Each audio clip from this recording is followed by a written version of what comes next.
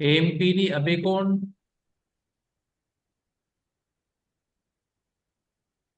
Please add the number to your name.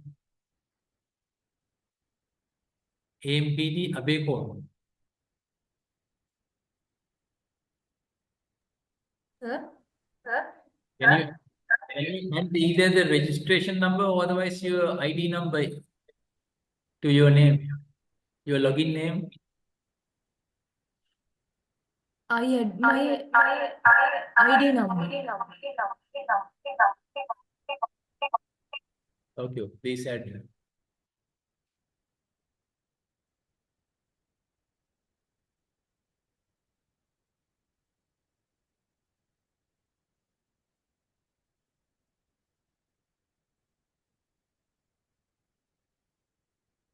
Danushka, can you also add your registration number into your name?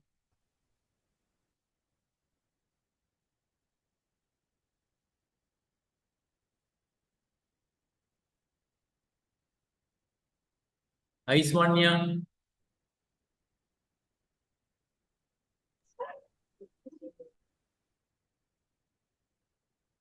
Aiswanya,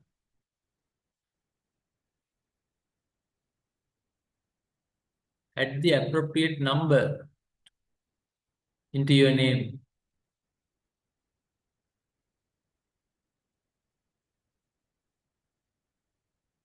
Ashan Madhuansa,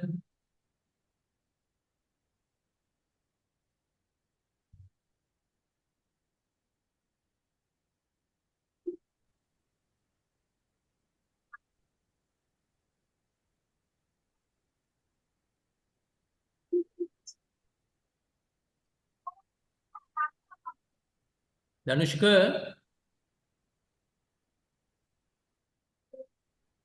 Danushka,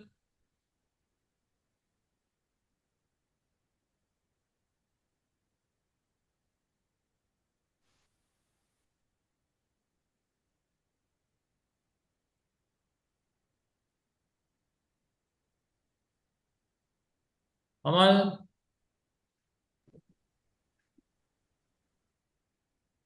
Yes, I changed. yeah. Can you add your registration number to your login name? I had the registration number, sir. Sorry? Registration number. Yeah, add the registration number. Do you have the registration number? Yeah. Okay, add that.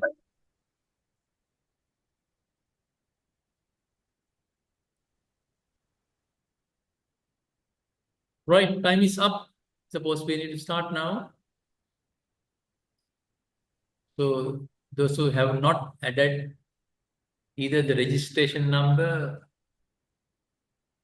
or otherwise the NIC number in case if you don't have the registration number into the name. With last quiz also, I found that still some of you have not added the number. So that, well, I might have a problem in assigning marks to your name. Now you see, there is a person called Danushka. Danushka or Danushka, no idea. The thing is that, you see, looks like the person himself or herself doesn't know using what name the person had plugged in.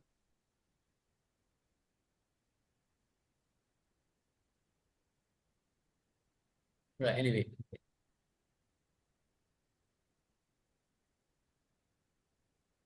Right. I think we started with the concept probability.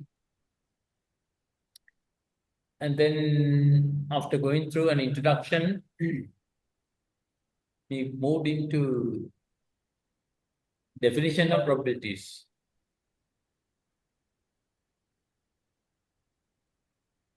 We went through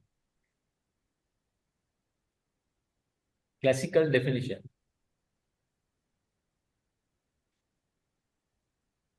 Went through classical definition. There we said probability of an event, let's say A, is equal to number of outcomes favoring the event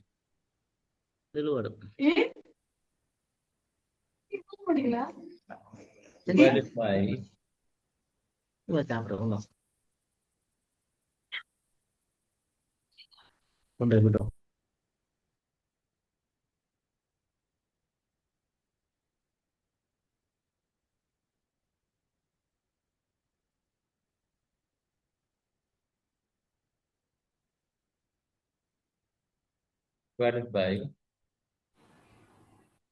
total number of events. Sorry, total number of outcomes. Right. I think we had a couple of examples. Probability of observing head on a coin.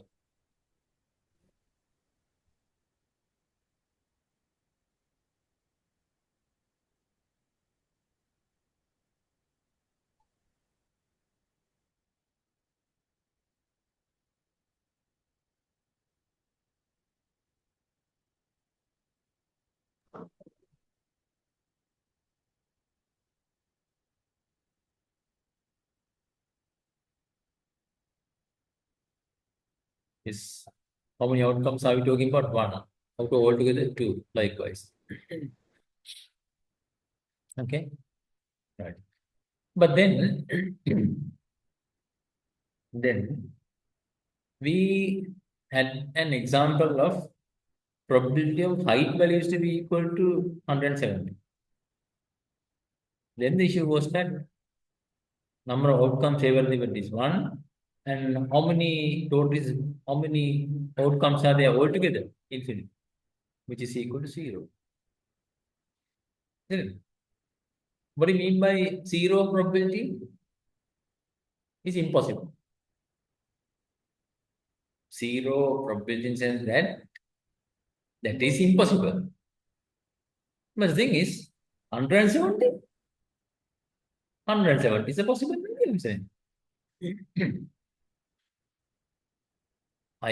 Well, we find that a lot of students have a height value around 170. So 170 is not an impossible value. But the thing is that according to our calculation, it is equal to 0.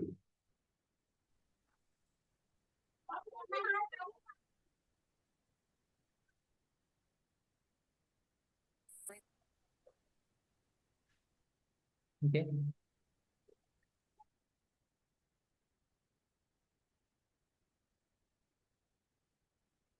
Thereby, we find that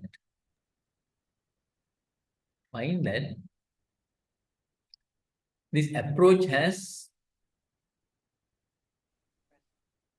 limited use.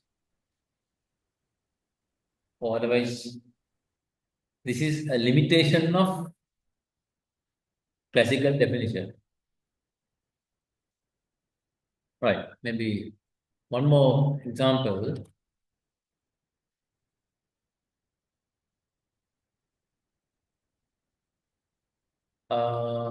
You cannot see in sense that I think something wrong with your device. Who is this? Kamal, sir. Okay, Gideon sir. Kamal. Yes, Kamal. I think I something will wrong check, with sir. your device. Okay, sir. I will check. Yeah, because others can see the screen. I'm sharing the screen.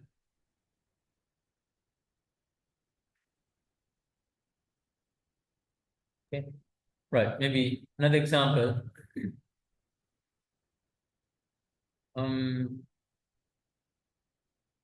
Probability of having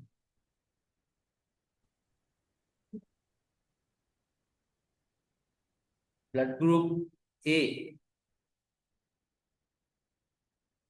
Probability of having blood group A.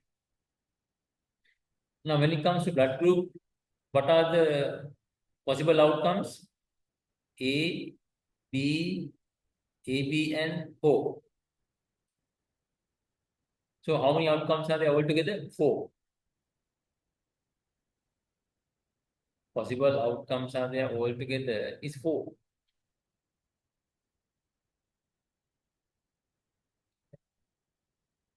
And then when you say blood group A, by means of A, how many outcomes are we referring to? 1.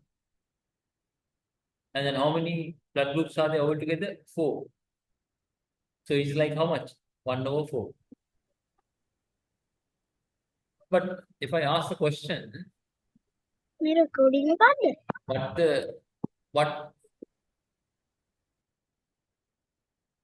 what blood group is most common, I'm sure, then the answer is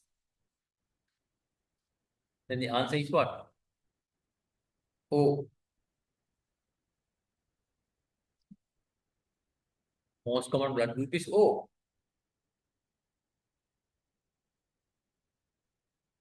What do you mean by most common blood group?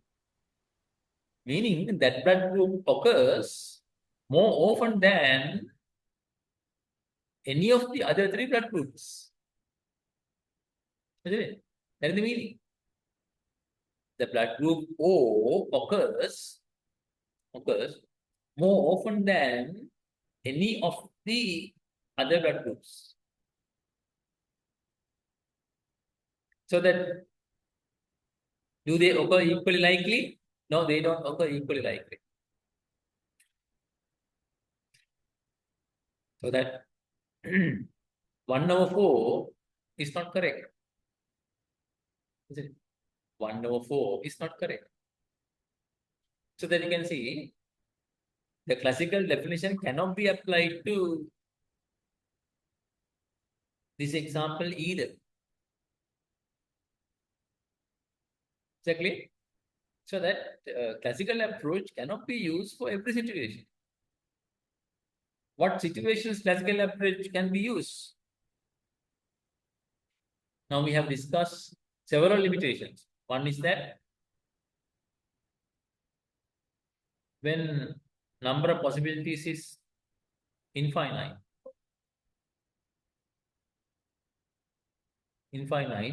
this approach is not possible. And then when outcomes occur,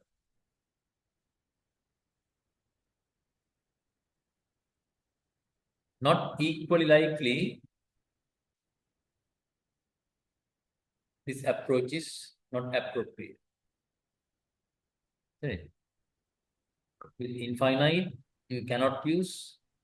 If they do not occur equally likely, then this approach cannot be used. Right. Now, what are the other approaches available? Another approach is empirical probability, or there's empirical approach. Empirical in the sense that conducting an experiment. Conducting an experiment. Now see, best example is blood group. If you want to know probability having the blood group A, then what do you have to do? Study a sample. Study a sample.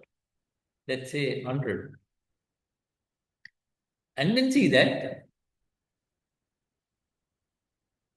how many of them have blood group they are interested in.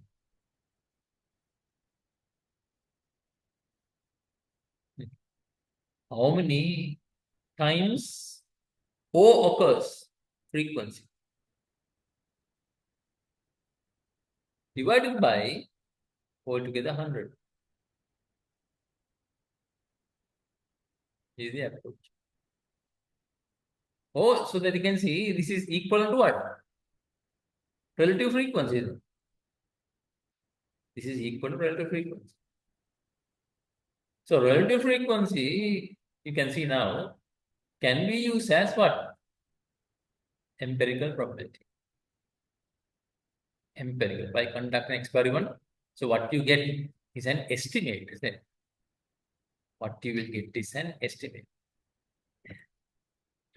Now, imagine you toss a coin 10 times. It's possible. It's possible. You get, say, 3 heads and then 7 tails. I mean, you can easily get 3 heads and 7 tails. If that is the case, probability is how much? 3 divided by 10. Now toss a coin 100 times. Toss a coin 100 times. I don't think you will ever come across value less than 35. 35 and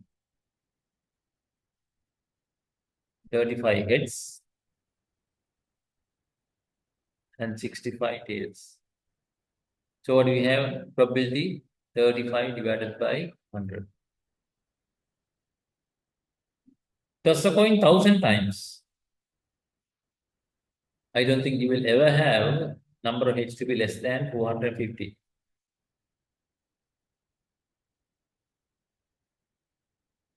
So that the probability is 450 divided by 1000. 0.3, 0.35, 0.45. Now, what we have considered is kind of minimum that we usually observe. We know by experience probability of observing head is how much? 0.5. But now you see, we have found when n increases, number of trials increases, the value that we get is getting closer and closer to true value. Closer and closer to true value. So that empirical probability can be defined as limit of f divided by n when n reaches to infinity.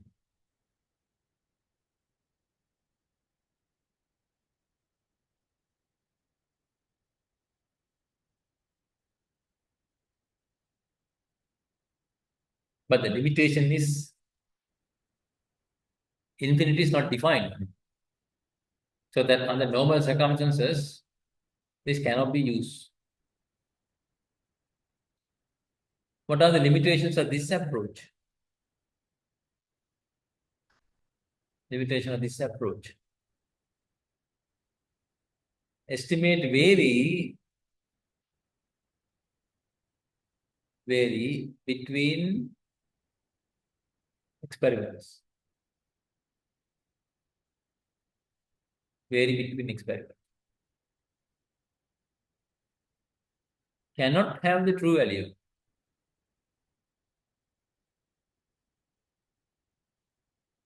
Cannot have the true value.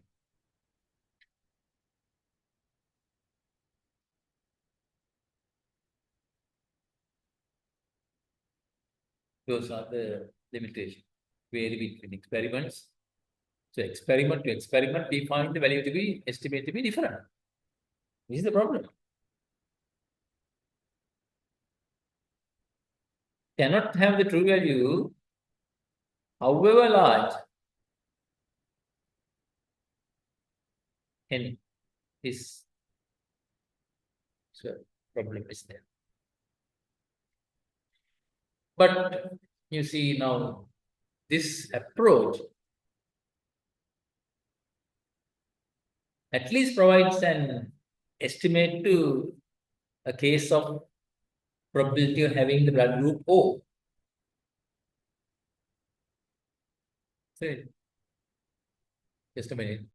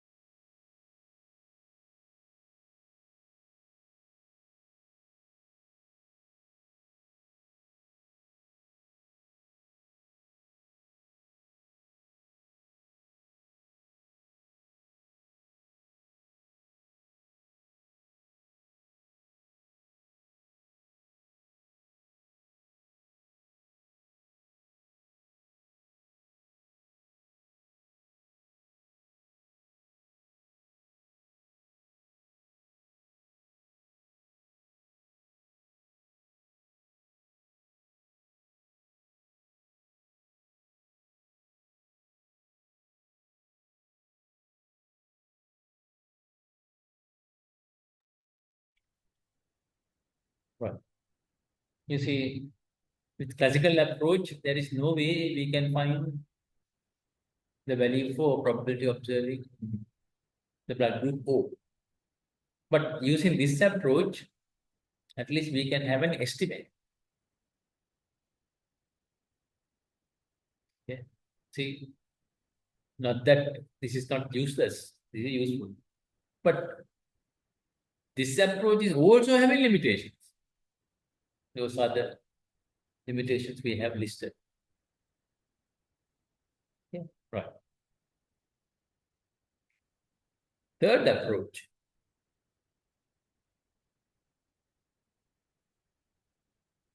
Subjective probability.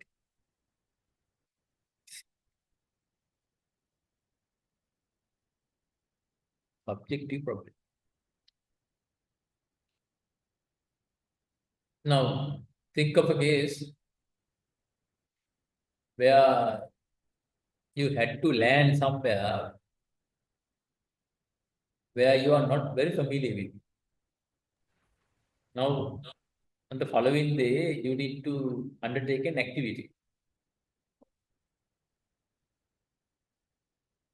Until then, let's say it is an outdoor activity. So that definitely you are interested in what the weather is going to be on that day or the following day. Isn't it? Now, how do you find the weather? these days on the phone, when you tap, you can get the weather report and get an idea. Suppose you have no access to internet, signal is very poor, so that difficult to have access to be online. Now what we do?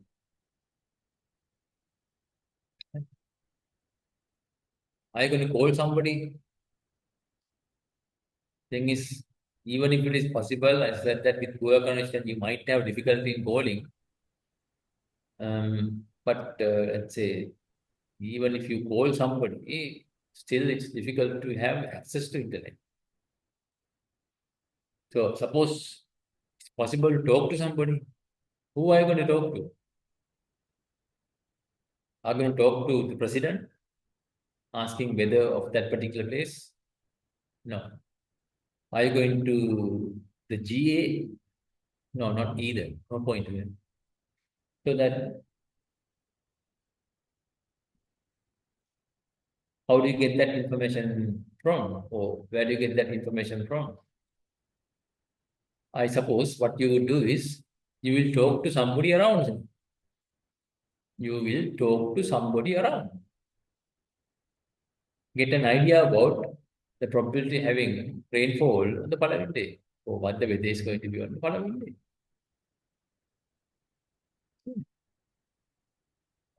Now imagine you talk to two individuals, not just one person, but two individuals. Do you think both will tell exactly the same value? No. You will find value to vary between the two individuals. That is what is meant by subjective probability. Varies from person to person. Hence it is called subjective. But now you see, using this approach only, you can have an idea about the probability. Otherwise, can you conduct an experiment using which you can find the probability? Frequency divided by n? No, there's nothing like that. That is not possible. If that is the case on that day, well, you need to see in the last few centuries, how many days you had rainfall on that particular day, divided by altogether number of days that you have checked for. But it's not practicable. And then classical approach, number of outcomes favoring the event. Can you work that out? No. There is no exact definition for that. Okay. So that you can see, both previous approaches are not appropriate. So the only approach possible for this kind of situation is subjective probability. Of course, limitations are there. What are the limitations? Varies from person to person. Varies from person to person. Got it? That is what is called subjective probability. Now we have gone through three approaches. You cannot say out of three, one method is better than the other.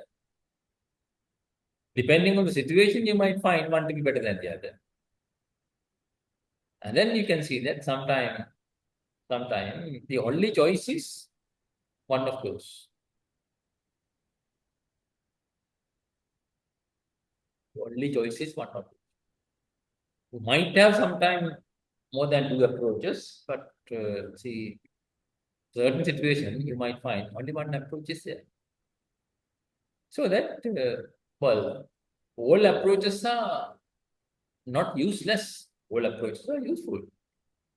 Sometimes you find that that approach is the only possible approach. Okay. Fourth one, Axiomatic probability. Axiomatic probability. What do you mean by axiomatic? Axioms mean rules. Axioms in the rules. Axiomatic by means of rules. You have probability. In fact, in axiomatic probability, we discussed 3 axioms. 3 axioms. One is probability of an event is greater than or equal to 0.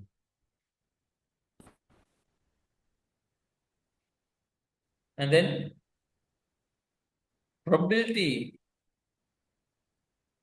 of all events together, usually denoted as omega. Denoted as omega. Omega is the set of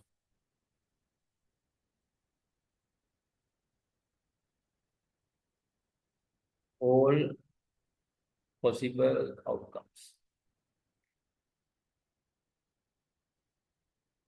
Probability omega. It's like any of those values. Probability of observing any of those values is 1. No, Excuse me, sir. probability of observing. Did somebody ask something? Yes, sir. I can't screen, sir. You can't see the screen. Yes, sir. Huh? Yes, sir. Thing is that I'm sharing the screen now. I think there's something wrong with your device. Okay, check and see. Okay, sir. I will check it. Others can see. Okay, thank you, sir. Right.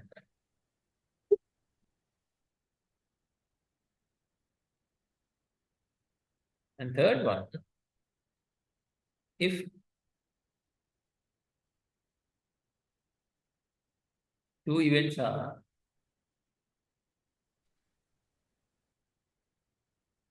mutually exclusive, the two events, let's say A and B, are mutually exclusive, then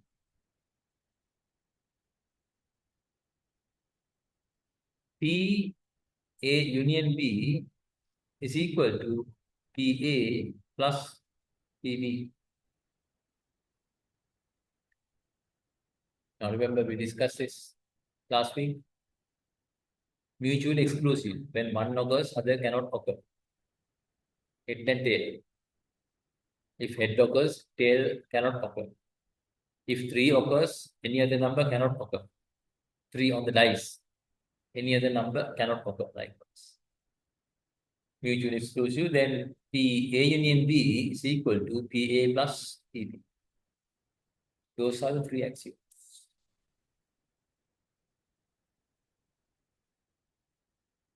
In fact, modern probability is based on this axiomatic definition. But with this one also, we have the limitation, specifically the limitation we discussed with the first method.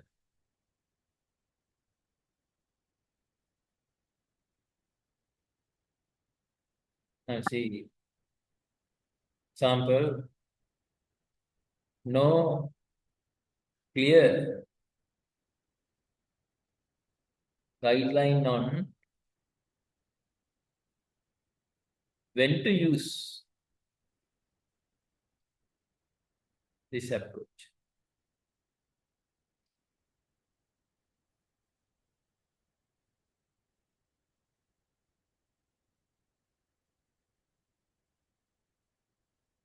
And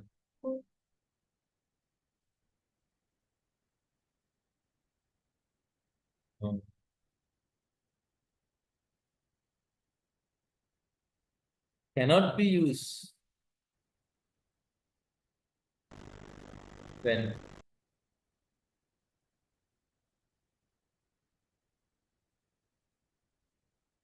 the sample space is infinite.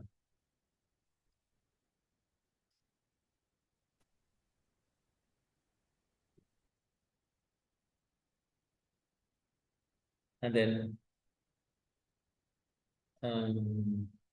sometime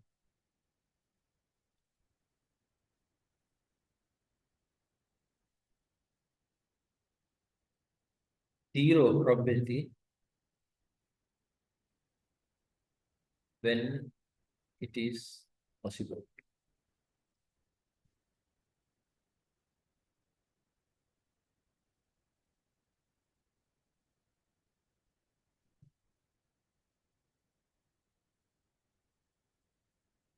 So this approach is also having limitations. But maybe one advantage of this approach is like,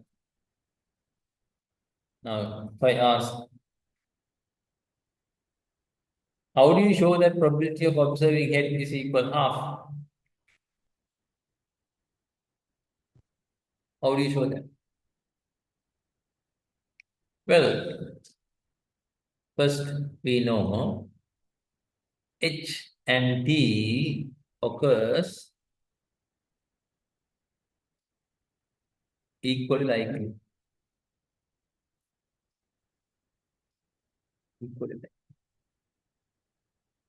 And since they are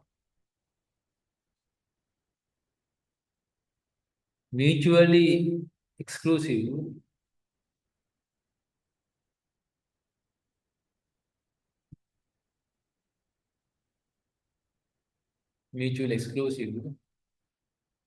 P A union B is P A plus PB.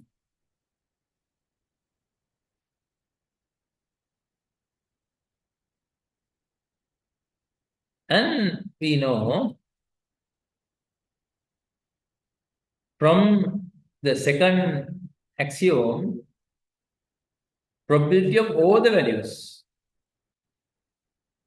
probability of observing all the values is equal to 1.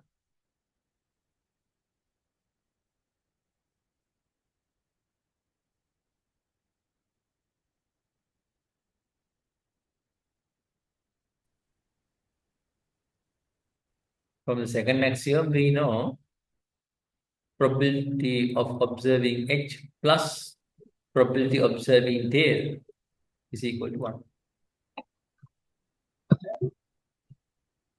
And from 1, since P H is equal PT,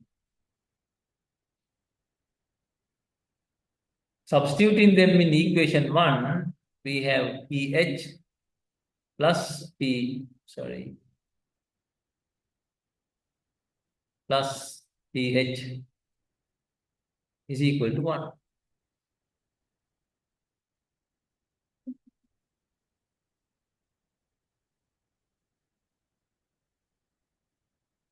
Okay.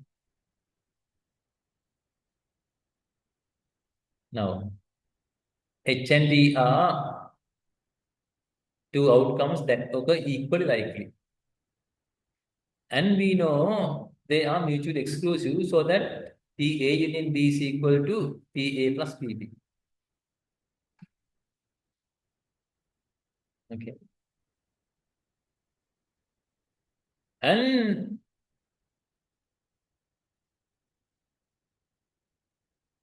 PA plus PB, this time what we have is H and T.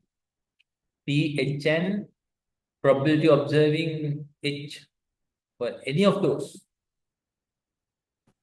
Probability of observing any of those is equal to 1.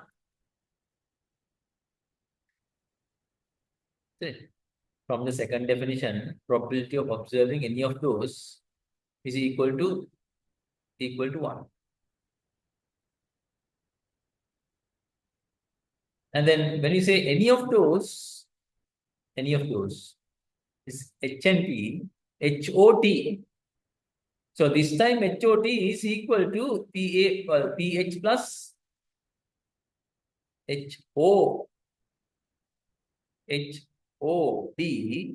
is A union B, and since they are mutually exclusive, it is equal to PH plus PT. Since only two possibilities are there, it is equal to 1.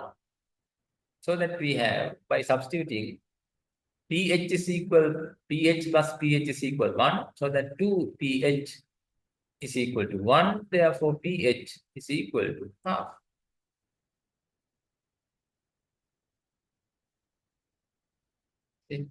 So this we obtain using the 3 axioms.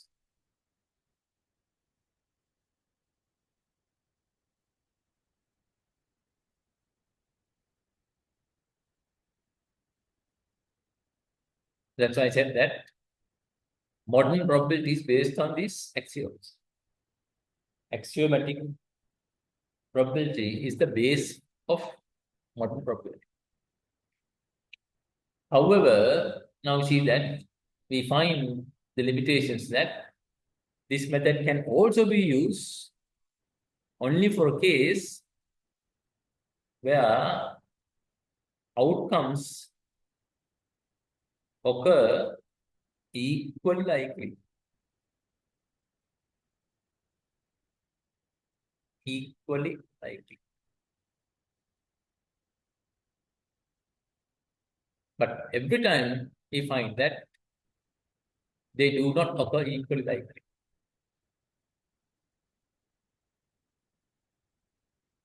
So can be applied only for a discrete case. When only fixed number of possibilities are there. When infinite number of possibilities are there, this approach cannot be used.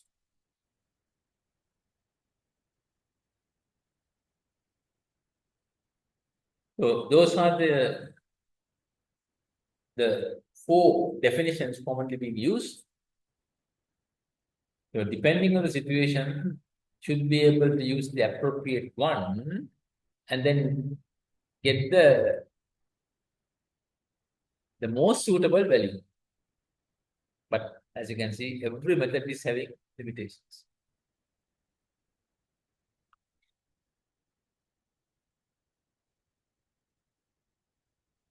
Right. Let's talk a bit about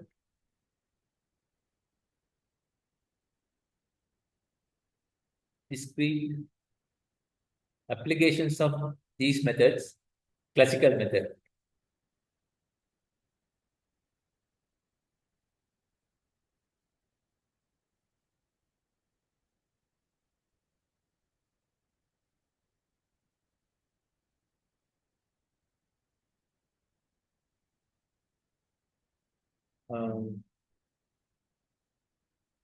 As an example, probability observing 1 or 2 on the dice. And this can be obtained using, well, ultimately we are using now axiomatic definition. And then using the classical approach, we are talking about 2 outcomes out of 6, so that 1 over 3. Then likewise. And suppose we have the sample space, I think last week also we discussed 1, 2, 3, 4, 5, 6, 7, 8, 9, 10.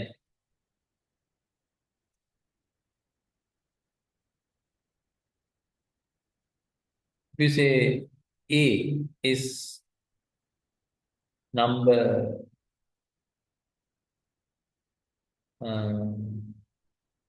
less than 6, then PA is 5 out of 10. So then, likewise, you can calculate.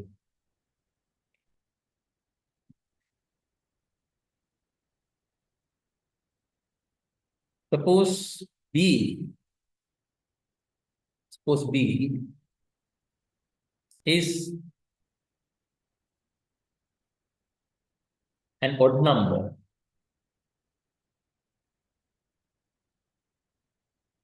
odd number.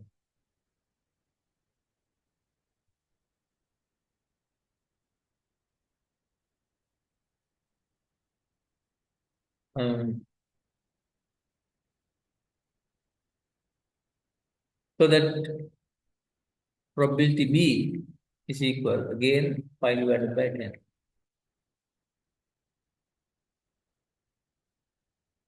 This time we can see it's possible particular outcome satisfies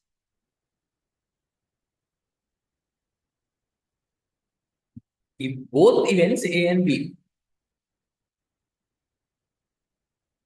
An outcome is possible from this sample space or omega, an outcome satisfying more than one event. We said such an outcome is called, such an event is called joint event. When you find an outcome satisfying more than one event, those events are called joint events. So that we could be then calculate the joint probability.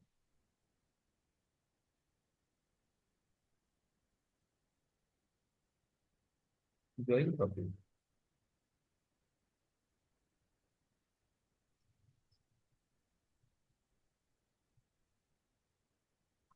So joint probability can be calculated with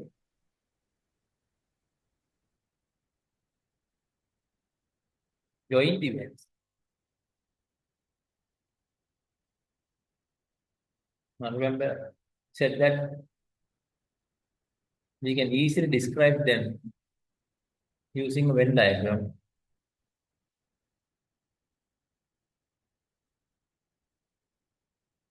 Let's say this is A, this is B.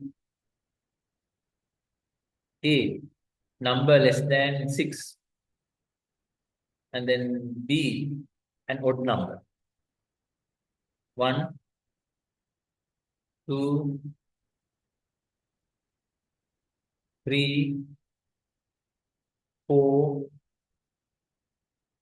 5, less than 6, 1, 2, 3, 4, 5. And then B, odd numbers. 1, 3, 5, 7, 9. And then we have 6, 10 out. 1, 2, 3, 4, 5, 6, 7, 8, 9, and 10.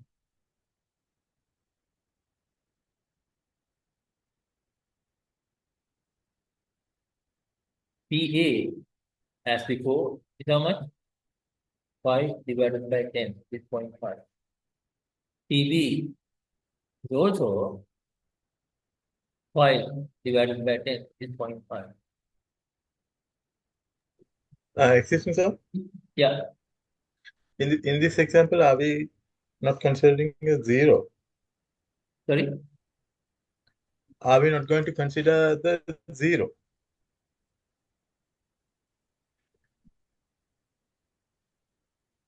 That means number lower than 6 and sorry, I got it.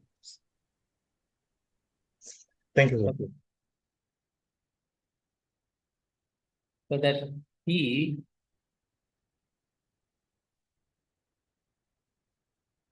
A intersection B is what? A intersection B is what is called the joint probability.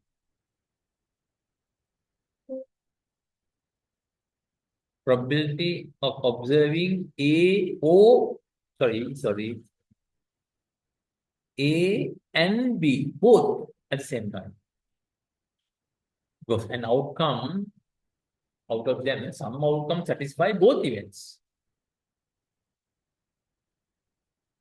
So now the interest is what? An outcome satisfy probability of an outcome satisfying both.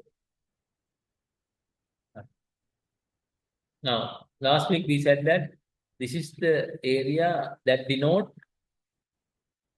the joint event. Joint event. So, how many events, sorry, how many outcomes are there favoring the event? 3 divided by altogether 10 is 0.3. So, this is what is called joint probability.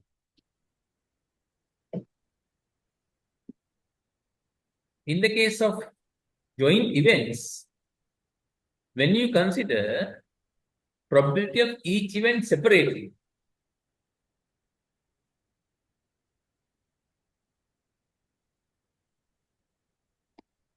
probability of each event separately is called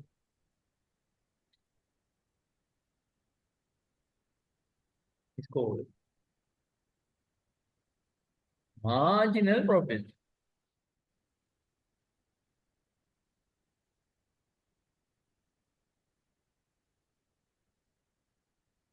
So that you can see, in the case of joint events, we can talk about two types of probabilities. One is called the joint probability, the other one is called marginal probability. In fact, if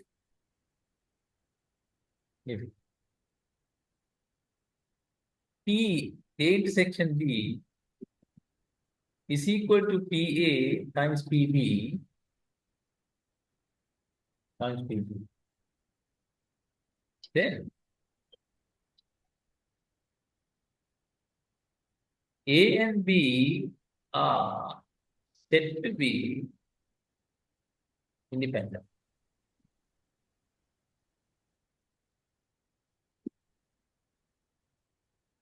Said to be independent. Now you see, when we have a case of joint events, or otherwise, when we have more than one event considered, we could be interested in finding out whether those events are independent or not.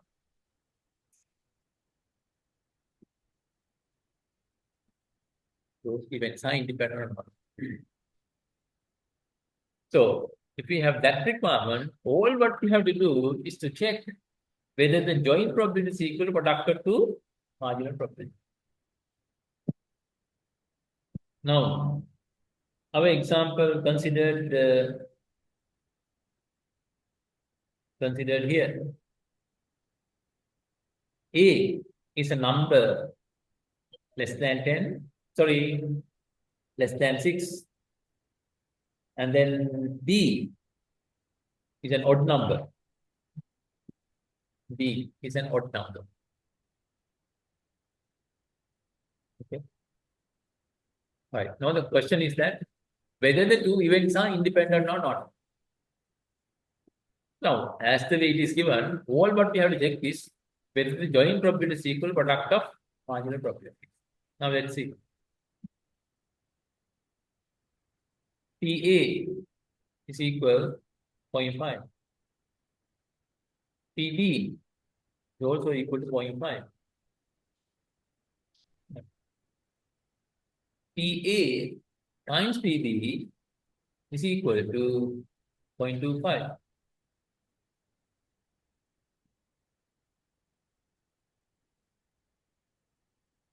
But P, A intersection B, we found to be how much?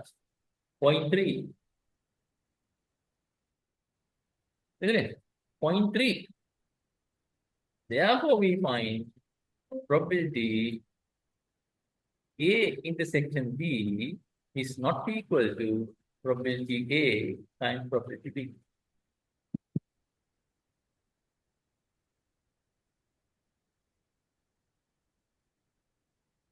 Thus,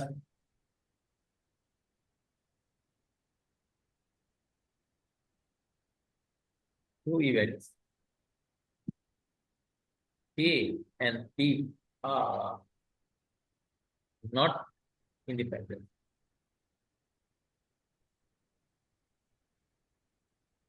Not independent. One is having an influence on another. One is having an influence on another.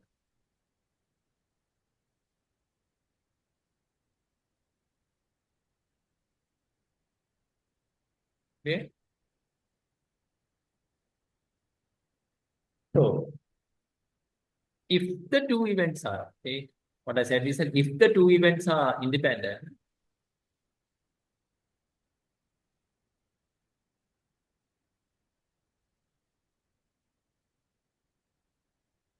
if the two events are independent,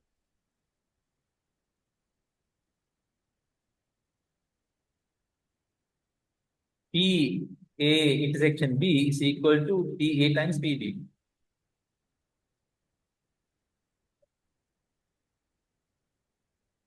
If the two events are independent, then the joint probability is equal to product of marginal probabilities. We can use that principle other way around. Now what I said is that if the two events are independent, then the joint probability is equal to product of marginal probabilities. So that other way around. If the joint probability happen to be equal to product of marginal probabilities, what can you say about the two events? Then the two events have to be independent.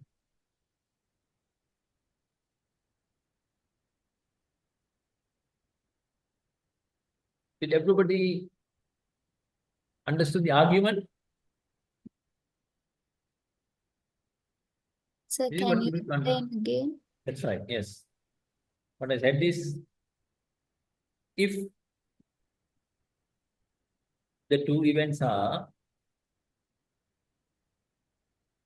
independent, then P A intersection B is equal to P A times P B.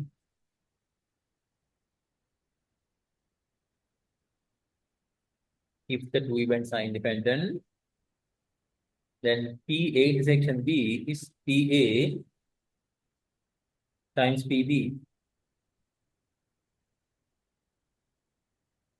P A times P B.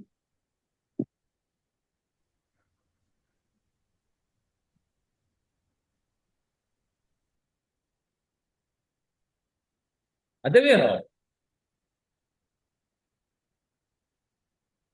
If the joint probability happen to be equal to product of two marginal probabilities, then what can we say about the events? Then the events have to be independent. First I said is that if the events are independent, joint probability is equal to product of marginal probabilities. Now other way around is that if we happen to have, otherwise if the joint probability is equal to product of marginal probability, then the events have to be independent. That's how we use that information.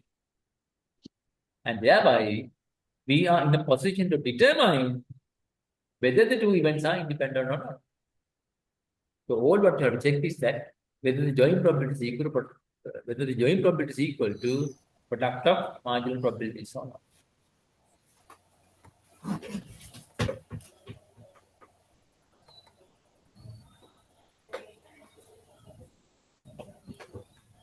Suppose we have a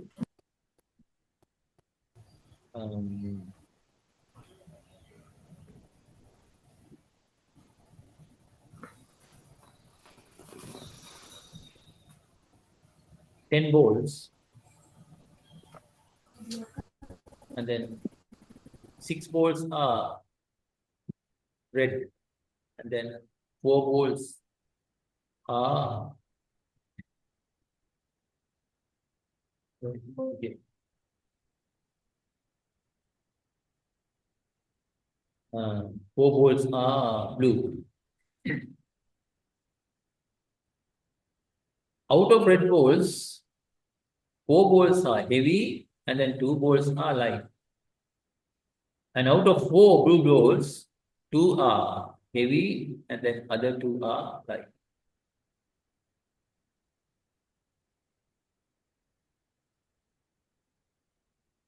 Now, Probability of ball to be red is how much? 6 out of 10. Probability of ball to be blue is 4 out of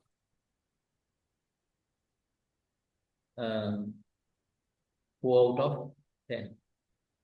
Probability of ball to be heavy. How many heavy balls are there? 6 heavy balls are there. 6 out of 10. How many light balls are there? 4 out of 10. Now you see, if you define A to be red ball, B to be heavy ball,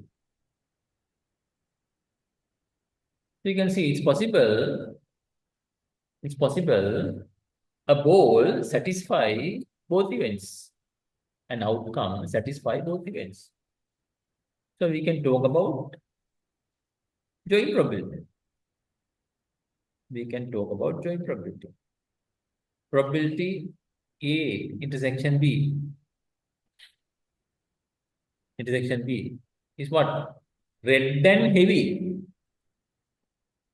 Red and heavy is given by what? This is red and heavy.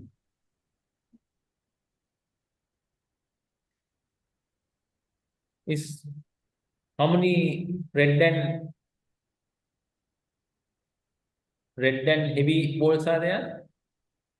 Out of 6 red balls, only 4 are heavy. So heavy red balls are only 4 out of 10. That's 4. Right. Now, PA times PB is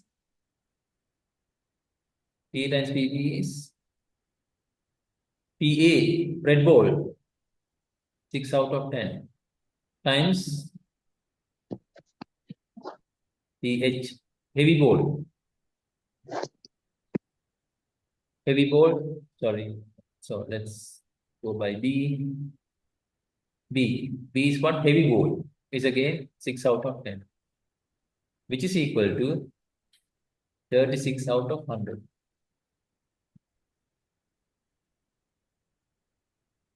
Okay. So now you find P, A intersection B is, yeah,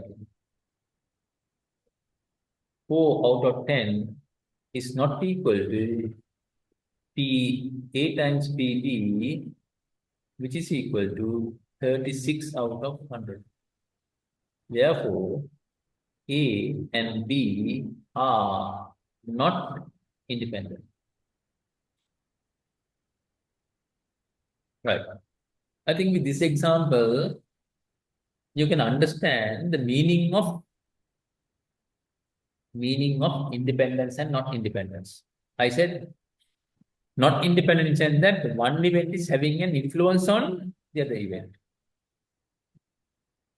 One event is having an influence on the other event. Now you see, if a ball is red,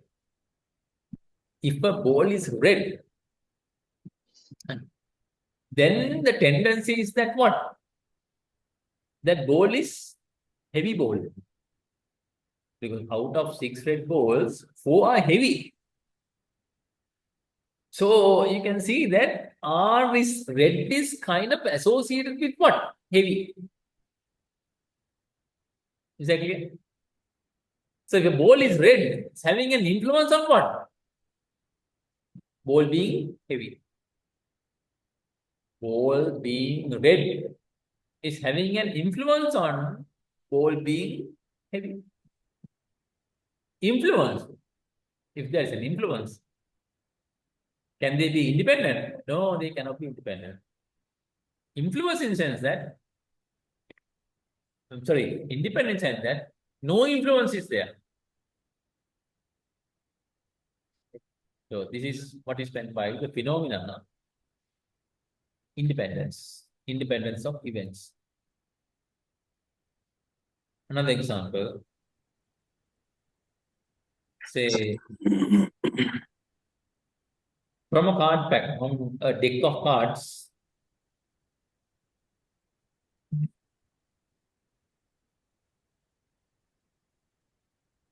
When picking a card, A is card is a spade.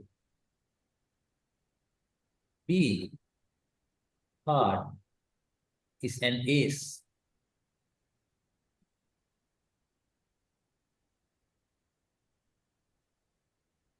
PA is how much?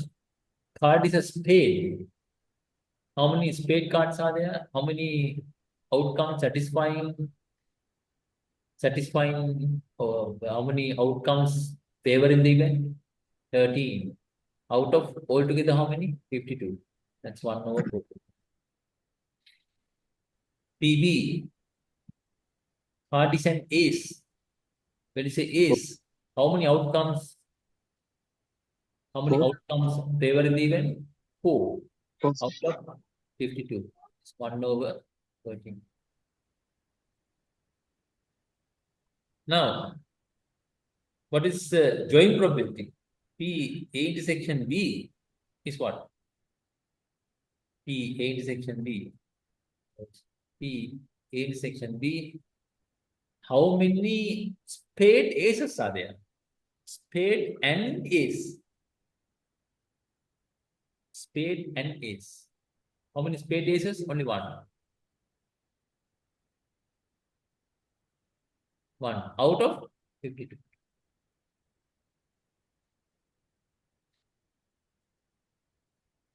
This time, probability A intersection B is 1/52 is equal to probability A times probability B.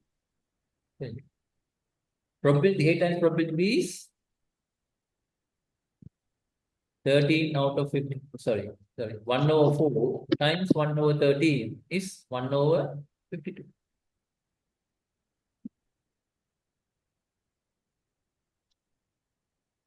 Because of that, therefore, two events are independent.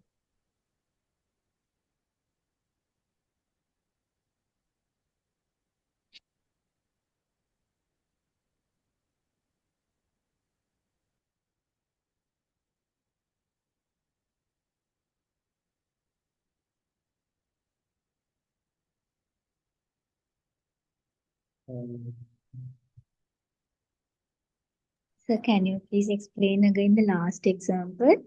Okay, I got it. Somebody has sent a message.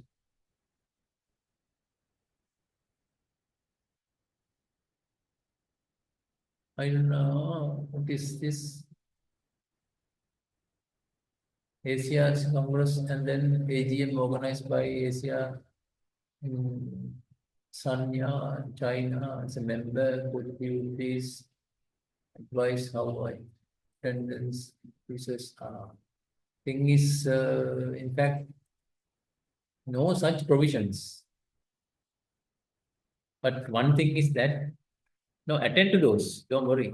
You will be missing only one.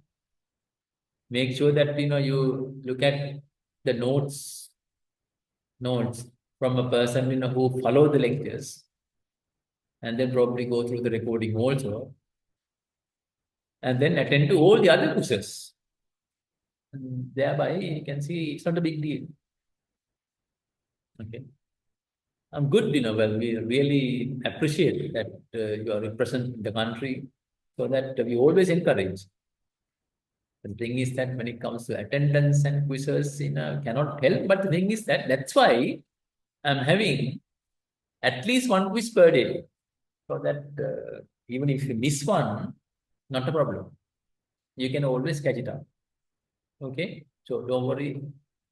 You carry on. But the thing is that make sure that you study what you will be not attending to, or what you will be missing before you attend to the meeting again.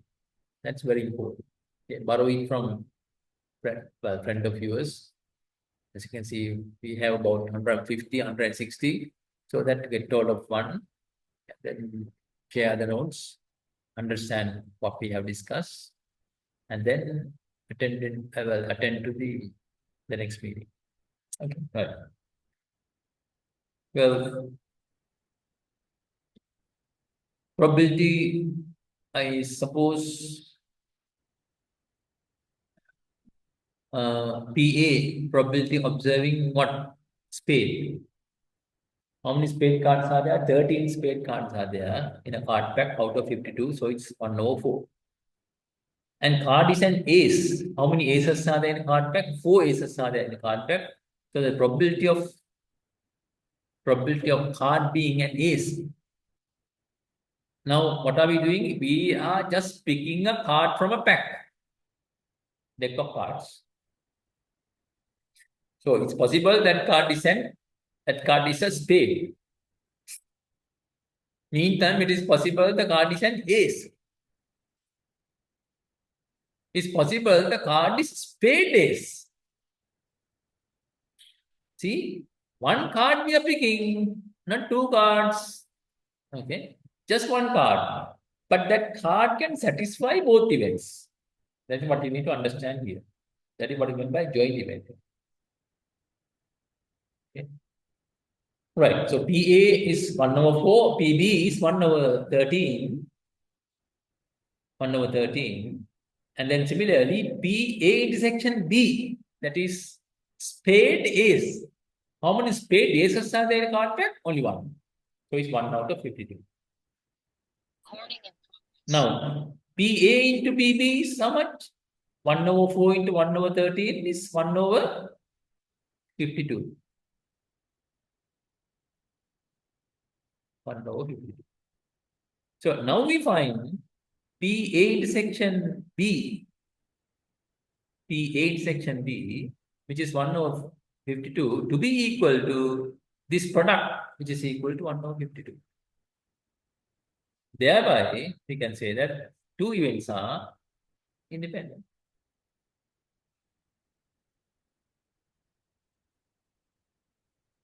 Okay. 2 events are independent. So that we can see, sometimes we find events to be independent, sometimes we find events to be not independent. Is that clear? Right. In the case of joint events, another probability that we can discuss is conditional probability.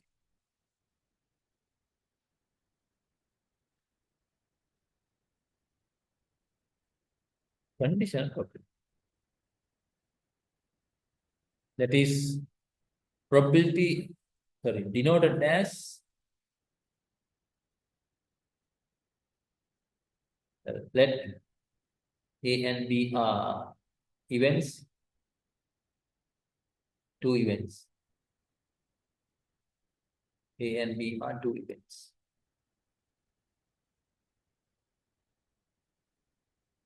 Then conditional probability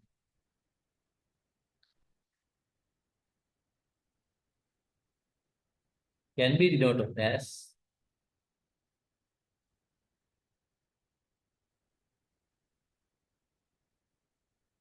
PA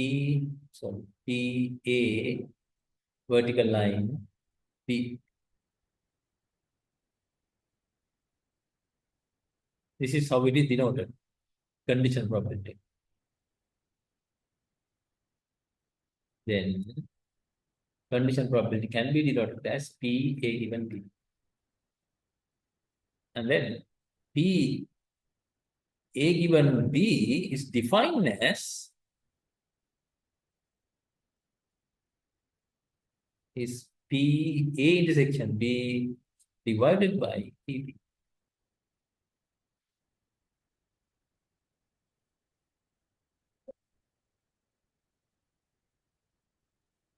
Okay, PA intersection B is equal to PA intersection B divided by PB.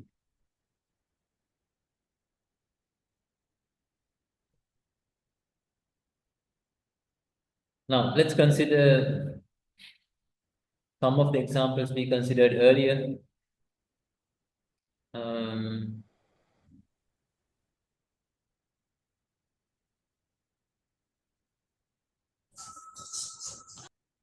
I think need to get back to the screen. So we'll start with this example.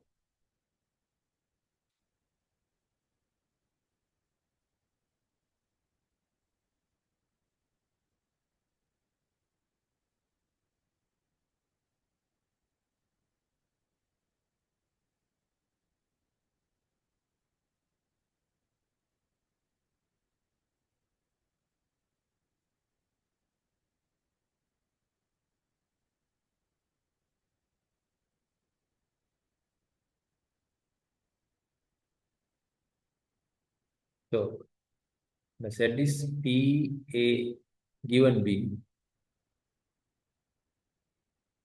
P A given B.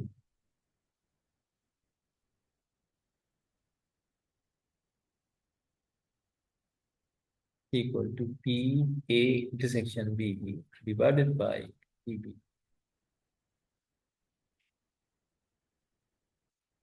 Right.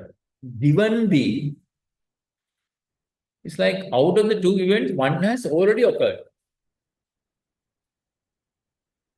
So given that B has occurred, what is the probability of A to occur? So now our possibilities are kind of restricted. Given B. Given B. Recall the example.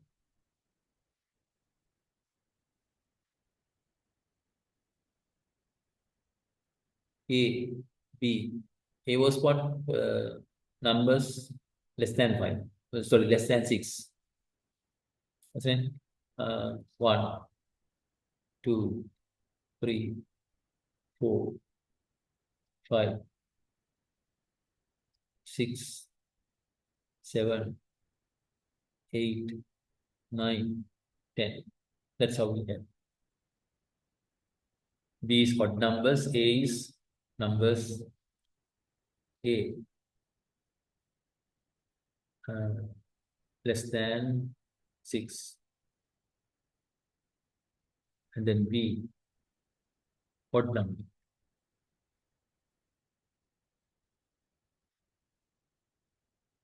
Right.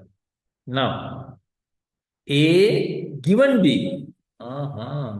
So, given B, now our possible outcomes are restricted to 1, 7, 3, 5, and 9. It's given B. And interested in what? Out of them, probability of them to belong to A. Out of them, probability of number to belong to A. Okay. Which is what? Which is 1, 3, and 5, which is 3. Out of now B is given B Correct. is only 5 possibilities are there. Okay. Which is, well, 3 possibilities are there, and then altogether 3 possibilities out of, now see B, 6 possibilities, which is equal to P A intersection B divided by PB. P A intersection B is 0.3, and then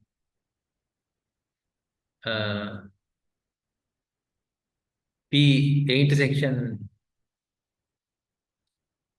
sorry, this is out of 5 possibilities. PB is 0.5. P A intersection, so P A given B is equal to P A intersection B is 0.3, and then PB is 0.5. Is that clear? Otherwise, 0.3 out of 0.5, it's 0.6. So that's why P A intersection A given B is defined as P A intersection B divided by PB. This time, how much is PA? PA is 5 out of 10. PA is 5 out of 10.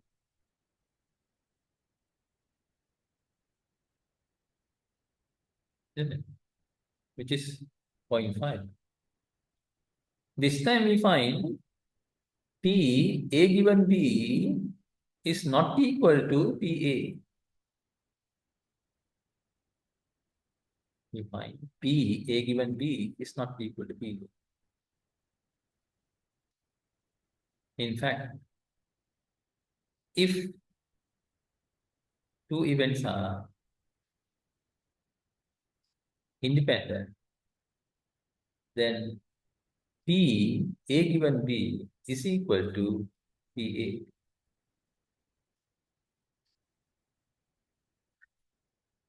So in this example, we find PA given B is not equal to PA. Therefore, A and B are not independent. You see, earlier also we showed that these two events are not independent.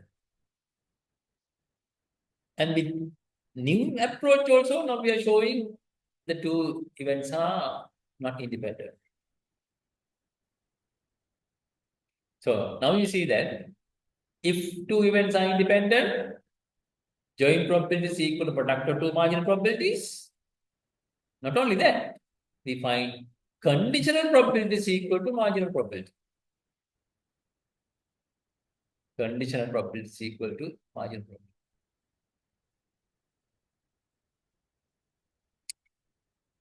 So keep that in mind. And thereby, remember earlier we were talking about that. Now again, we can make that interesting argument. If the two events are independent, P A given B or the conditional probability is equal to marginal probability. Is that clear? If the two events are independent, conditional probability is equal to marginal probability. So other way, if we happen to have conditional probability be equal to marginal probability, then what can we say about the two events? Two events have to be independent. So that if we want to determine whether two events are independent or not, now we have a choice. Two approaches are there. One is check and see whether joint probability is equal to product of marginal probabilities. That is one possibility, or otherwise the conditional probability is equal to marginal probability. Depending on the information available, you can use the appropriate approach.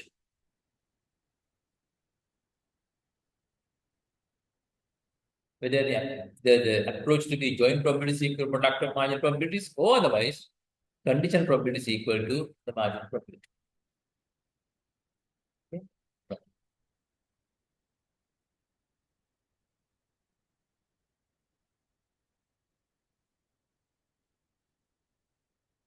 Remember, we went through different types of events, starting from simple event and then complementary events, null events, mutually exclusive events. Likewise, remember disjoints. Likewise,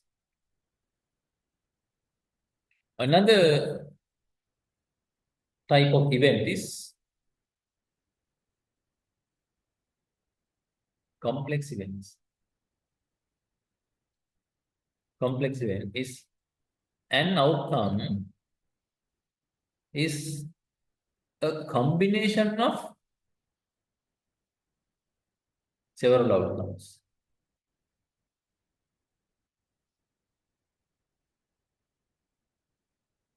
Combination of several outcomes.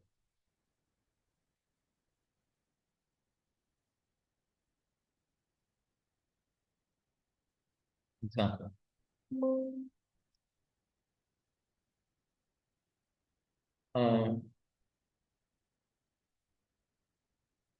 Consider throwing or rolling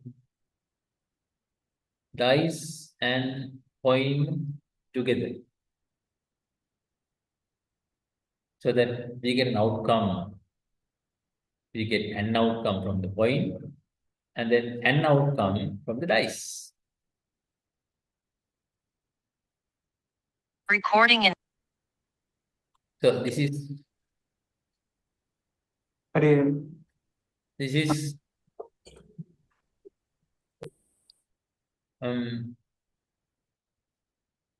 well, one throw.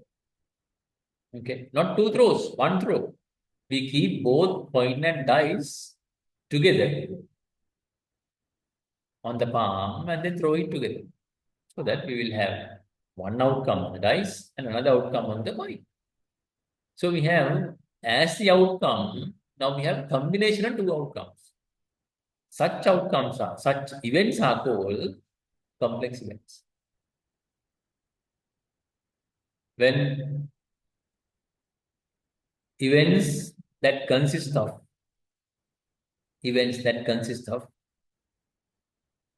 outcome is a combination of several outcomes. Events that consist of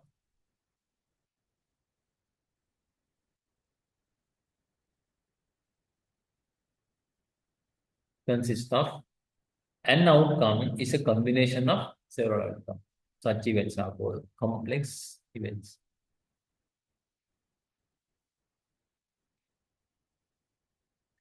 Now, same example, probability of coin is equal H and now you see how many possibilities are there altogether? How many possibilities are there? Combination of two outcomes. How many combinations are there? 12 combinations are there, isn't it? Can summarize it like coin, H and T, and then dice 1, 2, 3, 4, 5, and 6. So that altogether 12 combinations are there, 12 possibilities are there. And how do they occur? How do they occur? They occur equally likely. They occur equally likely. Since they occur equally likely and then 12 possibilities are there, probability of observing a specific combination is 1 over 12.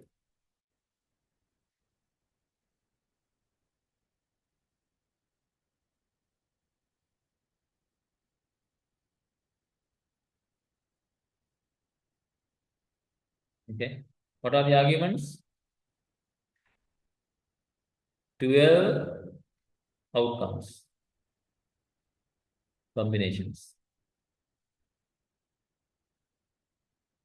And then they occur equally likely.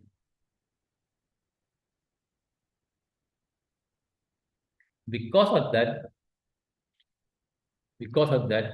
probability of observing any specific outcome is exactly the same and it is equal to 1 over 12. Probability of observing any specific 12 specific outcomes are there. Probability of observing any specific outcome is equal and then is equal to 1 over 12.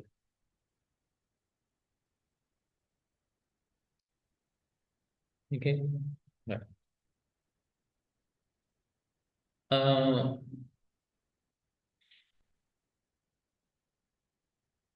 let's consider an example,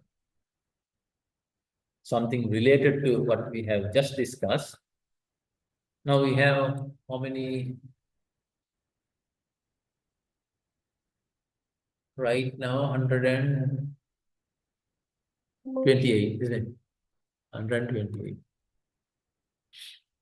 Now I'm going to pick a person randomly. One student. I'm going to pick one student randomly. And then examine that person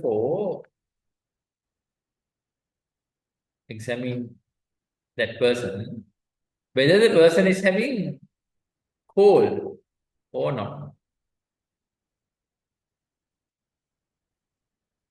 Whether the person is having cold or not. So what are the possibilities? Either the person is having cold or otherwise person is not having cold. They clear? Right. Only two possibilities are there. Outcome is going to be one of the two possibilities. Either disease or otherwise healthy. Either suffering from cold or is not suffering from cold. Now the question is, what is the probability of that person to be suffering from cold? What is the probability of that person to be suffering from cold? Now you see, two possibilities are there. Disease, healthy. Those are the two possibilities. Outcomes. Sample space, D and H. My question is, probability of that person to be disease. If we go by classical definition, number of outcomes favoring the event, 1, or total number of outcomes, 2, half. Is this correct? No. See the limitation of that approach. Axiomatic also exactly the same. The problem with that approach to TW. Thing is, compared to outcome from a coin, head to tail. Now, we showed also, what is the probability of observing head on the coin? Half. Why half? Two reasons. One is, altogether two possibilities are there. Head and the tail. Those are the two possibilities. And I said two reasons. One is, two possibilities are there. And the reason number two is that head and tail occur equally likely.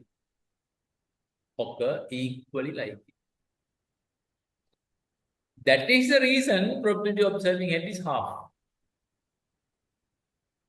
Remember, when proving that probability of observing head is equal half, remember, we took the condition that probability of observing head is equal to probability of observing tail.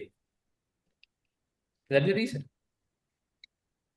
So, altogether two reasons. One is that two possibilities, and then the two possibilities occur equally likely. Now, this example, disease or healthy. Now, the occurrence of cold. Now, how many students are there? 100 and I said, right, 58, what? 100 and 131.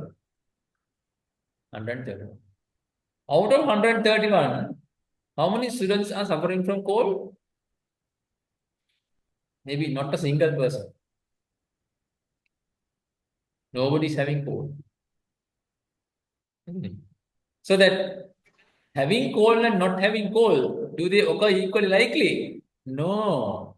If they occur equally likely, then we should see half the students suffering from cold. Why is not the case? I don't hear anybody sneezing. Once in a way, I hear some talking when the mic is not muted, but I never heard anybody sneezing or coughing. And meaning, looks like nobody's having cold. So have this understanding. Probability of observing head is half is not because of only two possibilities are there, that they occur equally likely. Just because of two possibilities are there, don't ever say probability of observing one of the possibilities is half. Keep that in mind. Okay. Right. Probability, let's say we have 200 plants in one site, one piece of land. Okay. 200 plants are there.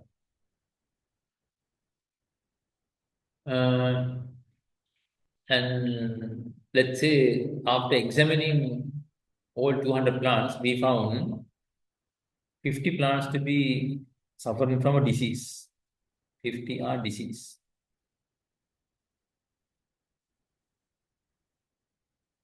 Now I'm going to pick one plant randomly. One plant. And I'm going to examine that plant for this disease. What are the possibilities? Either the plant is disease or otherwise healthy. Two possibilities.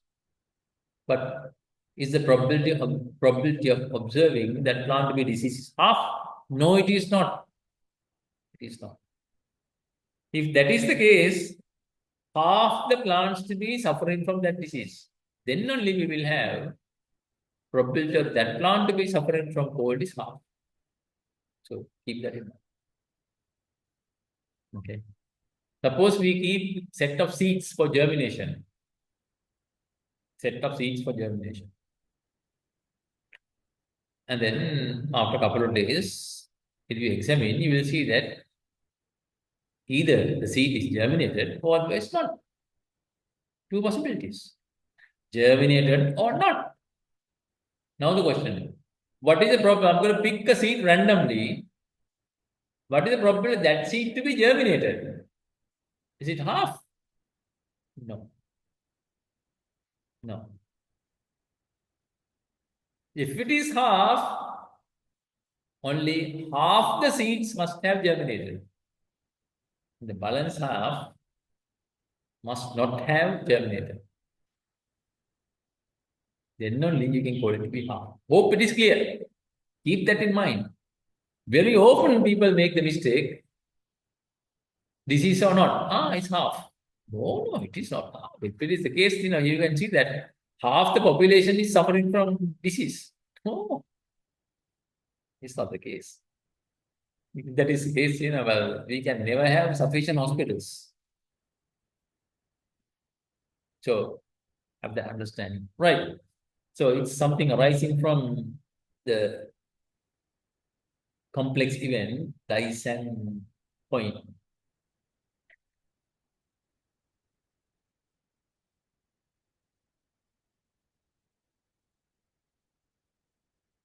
Well, in this case too,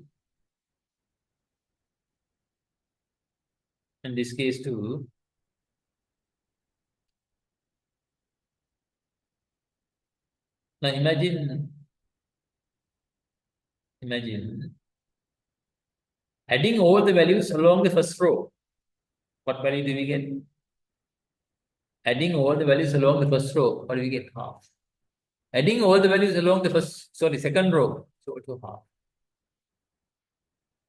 Which is equal to probability of observing head and then probability of observing tail.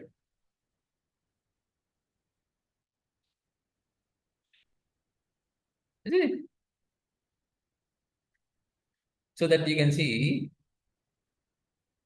from the joint probability, by the way, these probabilities are called Now, with complex events, we can talk about probability of each combination. So now we have outcome from the coin and then outcome from the dice at the same time. So an outcome can satisfy both head and two, as an example. Head and two can satisfy both. So that we can talk about joint probability. We can talk about joint probability. Probability of observing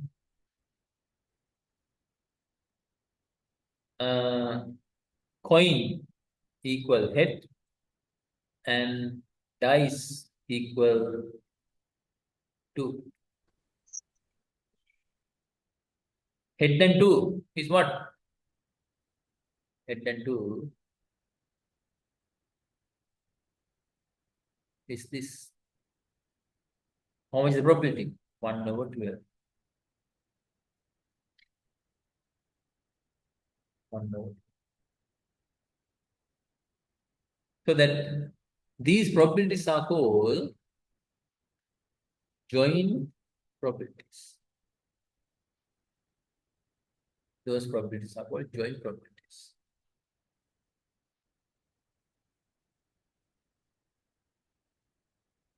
And what we have found by adding the corresponding joint probabilities is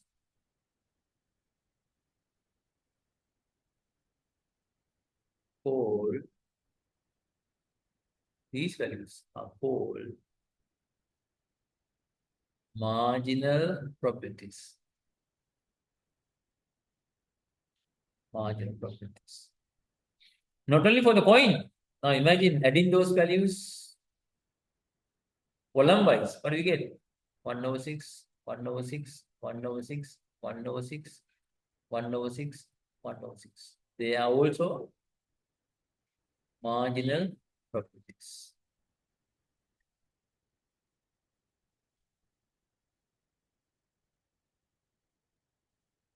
Now, consider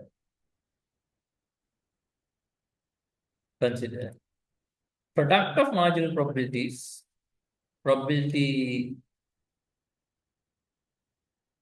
coin equal H multiplied by probability dice equal 2. Is how much? Coin equal H is half, dice equal 2 is 1/6, which is equal 1/12. So what do we find? Thus, joint probability is equal to product of marginal probabilities. Therefore, we can say this time two variables are independent. Earlier we were talking about two events to be independent or not. Now, as you can see, especially with the complex events, we can extend that to variables. So that we can say two variables are independent. Value that we have for one variable is independent from the value that we get for the other variable. Isn't it? Observing head or tail on the coin has absolutely nothing to do with observing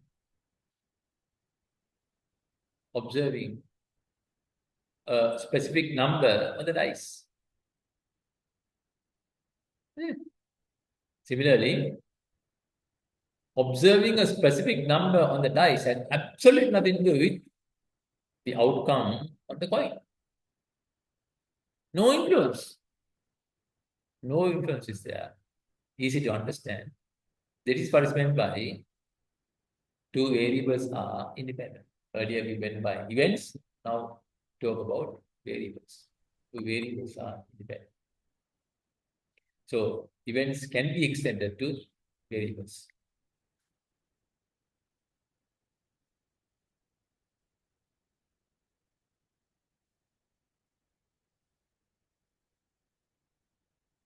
When it comes to calculating probabilities,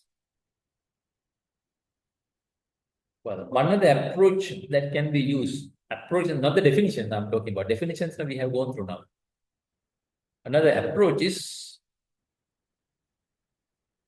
probability tree. Probability tree. For instance, outcome from a coin. From a coin. H and T. H and T.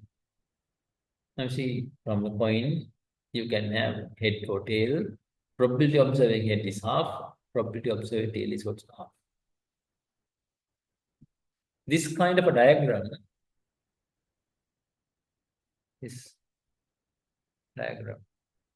is called a probability tree. It's called a probability tree.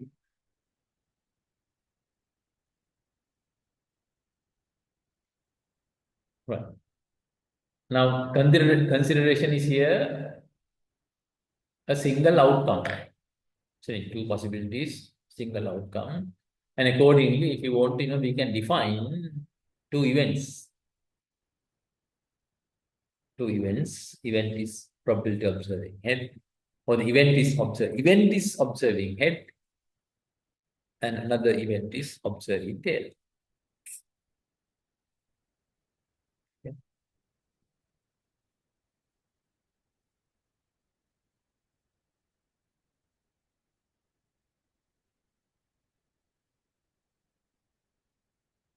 But the situation can be extended to complex event. It's like tossing the coin twice. Tossing the coin twice. Now, first toss. As before, H and T. So, half and then half. And regardless of the first outcome, from the second toss, we can have, suppose first outcome is H, and the second one, head and tail. And then, even if the outcome was tail in the first toss, second one could be either head or otherwise tail. Half, then half.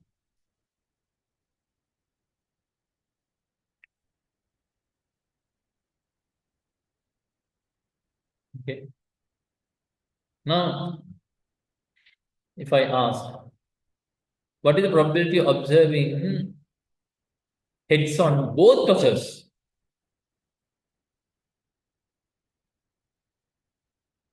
Head.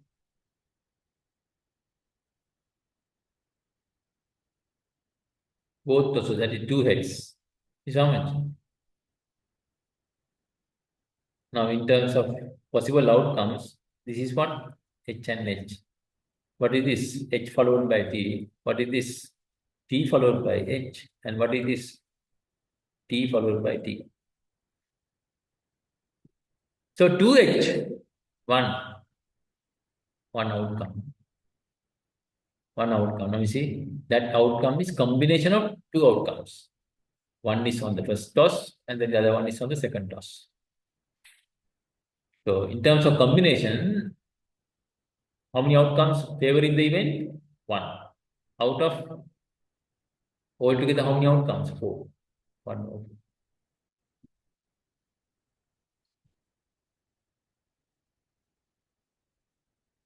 Now imagine multiplying probabilities along the relevant path. relevant path. H and H is this path.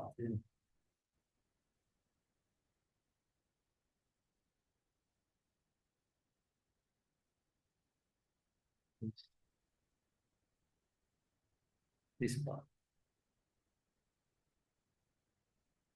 And consider multiplying the values along the path. What do we have?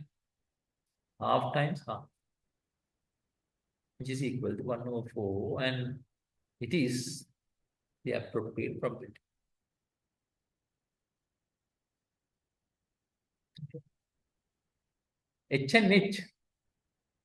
H and H.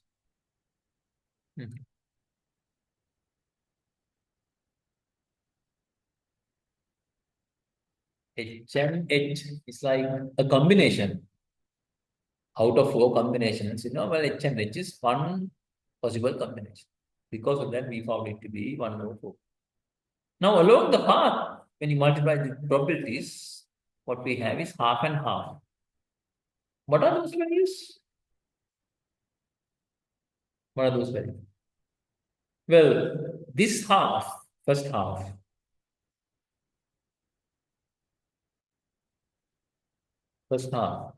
is what?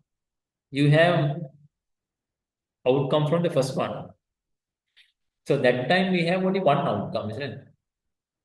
Only one outcome. So only one point. Only one point. So that this can be called as well as this can be called as marginal probability. Marginal probability. What is this half? Given the outcome from the first toss is H, probability observing head on the second toss. Given the outcome on the first toss is H, probability observing H on the second toss. Given. So what is this probability? Is conditional probability.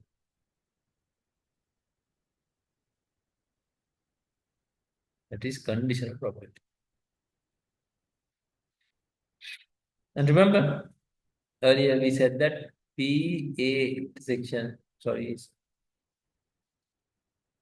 said PA given B is what? PA intersection B divided by PB. So that, therefore, P A intersection B is equal to PA given B times PB.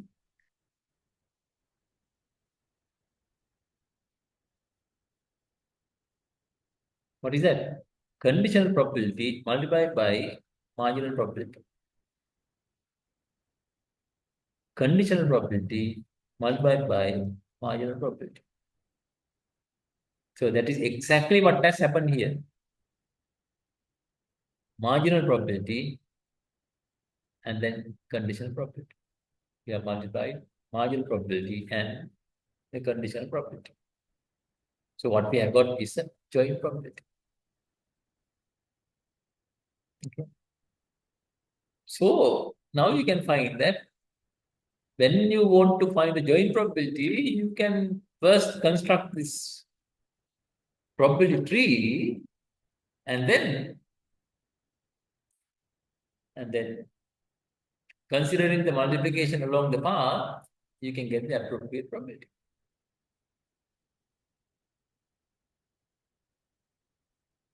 Okay. So that is the usefulness of this probability tree.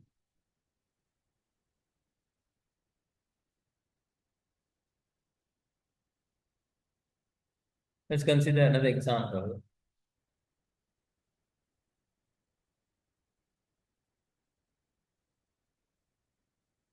Suppose we have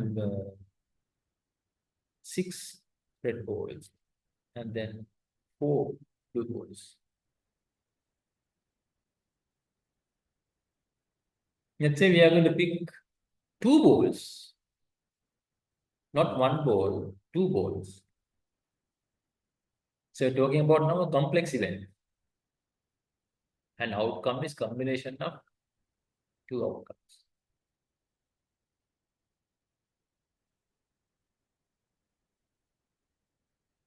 Okay. We are going to pick two balls. Obviously, we pick one after the other. Okay. One after the other. So, first possible red, or this possible blue. What is the probability of the ball to be red? 6 out of 10. Probability of ball to be blue is 4 out of 10.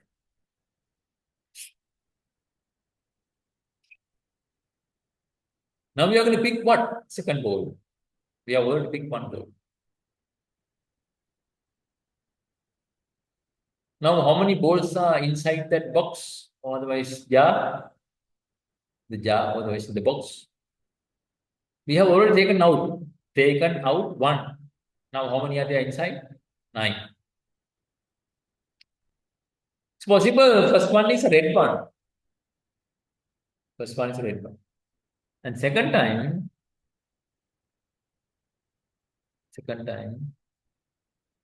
maybe red one again, or otherwise blue one.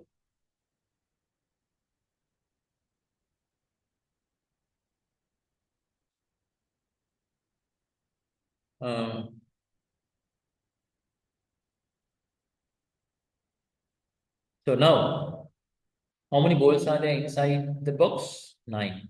So it is out of 9. How many red balls are there? Given the first one is red. Now, how many more are there? How many more reds are there? 5 more. 5. That's right. Thank you.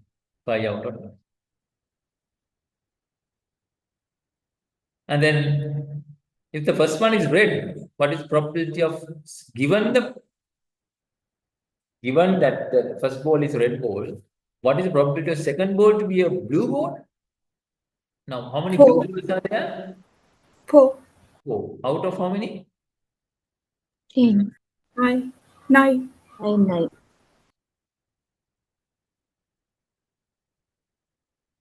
Similarly, suppose the first one is a blue ball, and second time, it's possible it's a red ball.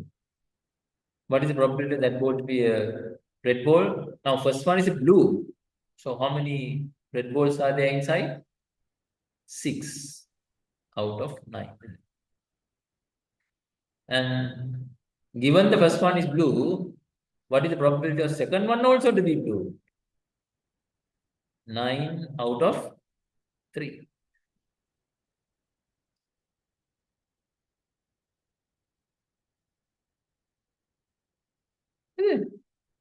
This is what we said the probability tree.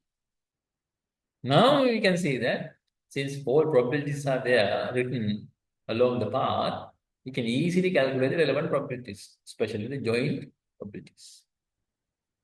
But before calculating joint probability, I suppose you can notice certain properties of this diagram. See, 6 out of 10, 4 out of 10. Add 10 out of 10. Isn't it? 5 out of 9, 4 out of 9. Once we add them, what? 9 out of 9. Here also, 6 out of 9, 3 out of 9. Once we add them, 9 out of 9. See, that should be the case. So keep that also in mind when you're constructing probability tree. Keep that also in mind so that if you happen, it's not the case, something is wrong somewhere. Something is wrong somewhere. So look at it again. So see, once you know the theory, it's very difficult to make a mistake. Unless it is like you are very highly enthusiastic and then just take it like you want to finish it as quickly as possible, and thereby, it's possible you make a mistake. Otherwise, once you understand theory, you can see that it's very difficult to make a mistake. You see, you see that pattern. So that when you're doing the calculation, you should see that whether that pattern is satisfied. The pattern is not satisfied, you should know something's wrong somewhere. Right. So that now probability of both balls to be red is what? 6 out of 10 times 5 out of 9. Oops. Oops. What's happening? Right. Right. Okay. 6 out of 10 times 5 out of 9, which is 45 out of 90. Sorry. 30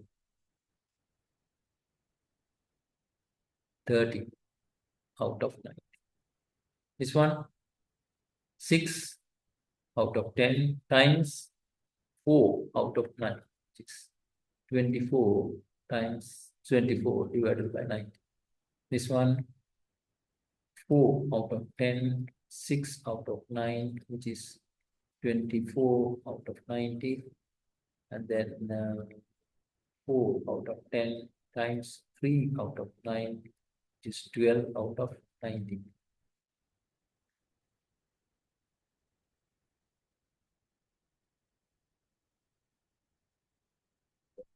And then once we add, we should see what? 90 out of 90. Otherwise, what?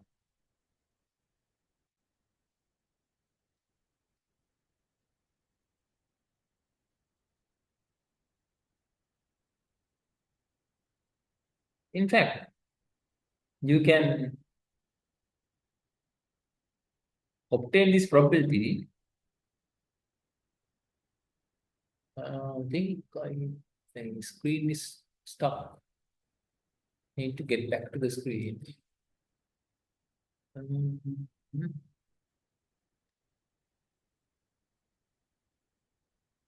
is, I will have to write it again.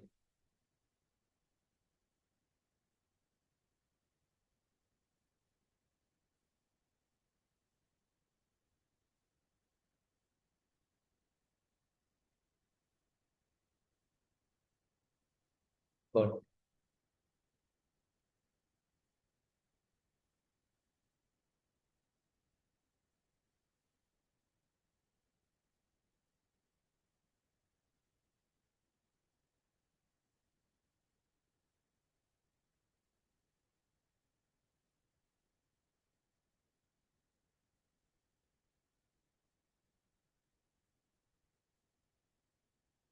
really, so we had to like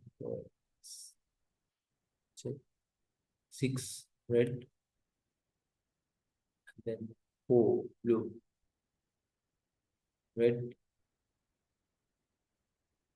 blue, red, blue, red, blue. 10, 4, 10.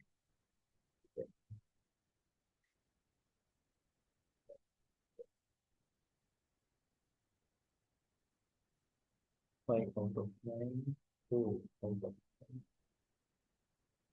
then 6 out of 9, 3 out of 9.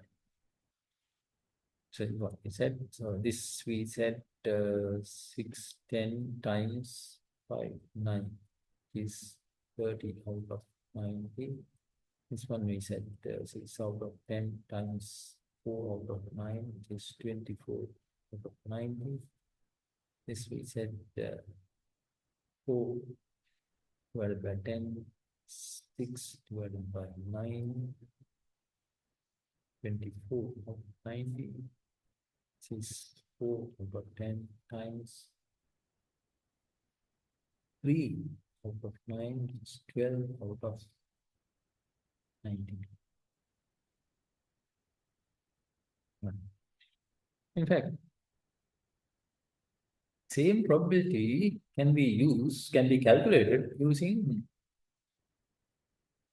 combinations. What I mean by combination is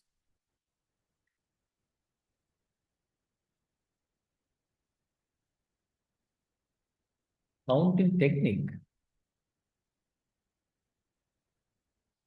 not the combination of red and blue. Now in mathematics, we talk about combinations. So thereby also we can calculate the relevant probability. Now, as an example from this case, before getting into this combination, now if I ask a question, what is the probability of having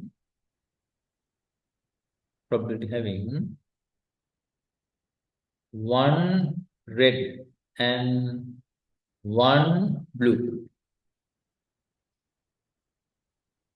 One red and one blue. That's all I have said. One red and one blue. I never said about first one is red or first one is blue. All what I said is one red and one blue. So, what are the possibilities having one red and one blue? 48/90. 48 by 9. No, what are the possibilities? Not the probability. What are the possibilities? Red followed by blue is one possibility, isn't it? Red and blue. And similarly, another possibility is blue followed by red also, we can have one blue and one red. 24 by 9. Isn't it? Red followed by blue leads to one red and one blue. Similarly, blue followed by red also leads to one blue and one red, otherwise one red and one blue. So there are two possibilities by which we can have one red and one blue. So then when we say one red and one blue, it is either using this part, you see, either, or using this part, O. See the word O? Whenever it is O, now recall, probability of observing 1 on the dice is how much? 1/6. Probability of observing 2 on the dice is also 1/6. Now, probability of observing 1 or 2 is how much? Is probability of observing 1 plus probability of observing 2. See, O is always plus. So that's why we have 1/6 plus 1/6 to be 2/6, or is 1/3. Whenever it is O means plus. Okay, now here it could be using this way or this way.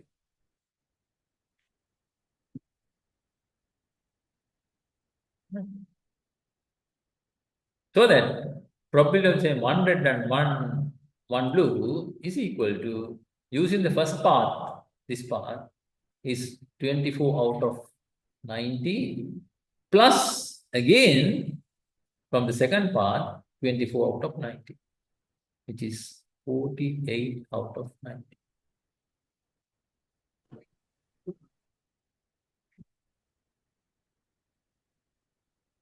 Right. Then I said, same probability, or otherwise these probabilities can be calculated using the mathematical counting technique called combinations. Hope everybody is following the maths course these days. Don't know whether you have already come across these counting techniques, combination and permutations. They are counting techniques.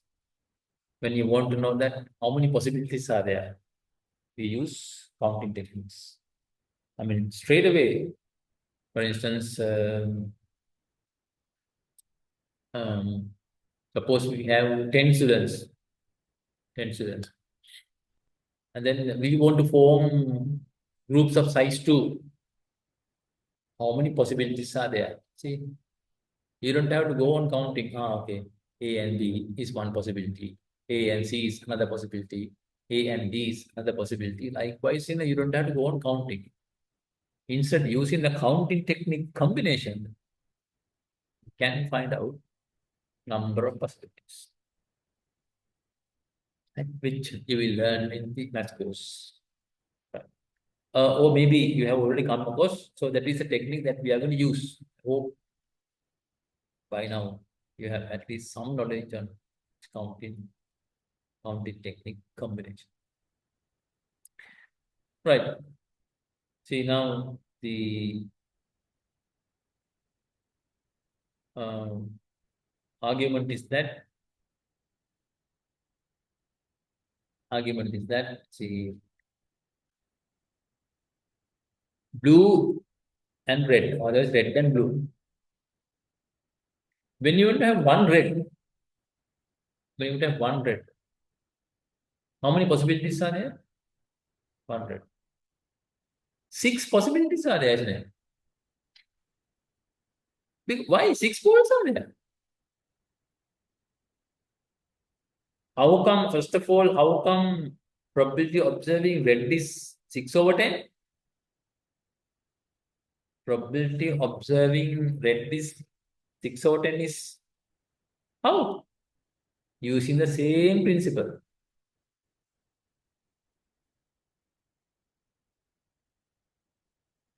Exactly. Imagine you label them as R1, R2, R3, likewise up to R6. What is the probability of observing R1? 1/10. Probability of observing R2? 1/10. Likewise, how many are there? 6 are there. So it becomes, since it is O, any red ball we are talking about, any red ball, not R1 or R2, any red ball, because that is 6/10. That's why we have the probability to be 6/10. Right. I think time to have a break, isn't it? So let's have a break and start.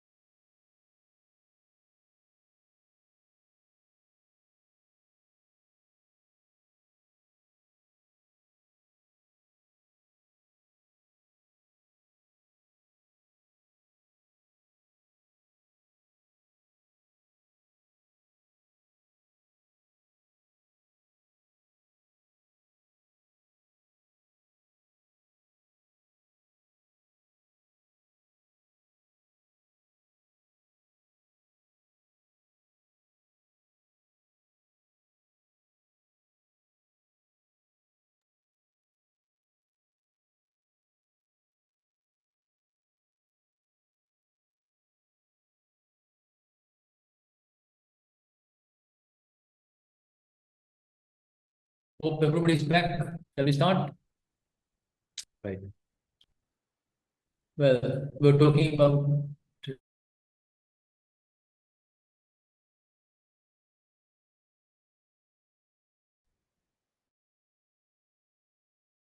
calculating probability for combinations or otherwise complex events.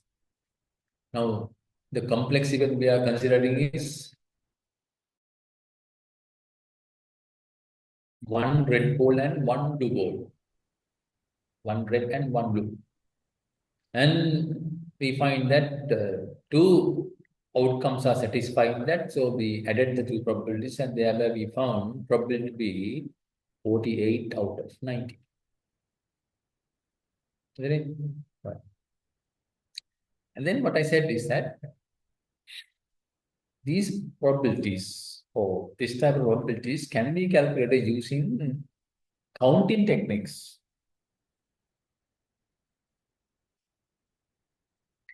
And then logic is that this is easy to understand. One blue and one red. That's what I said. One blue and one red. Okay. When you say red, how many red balls are there? 6 red balls are there.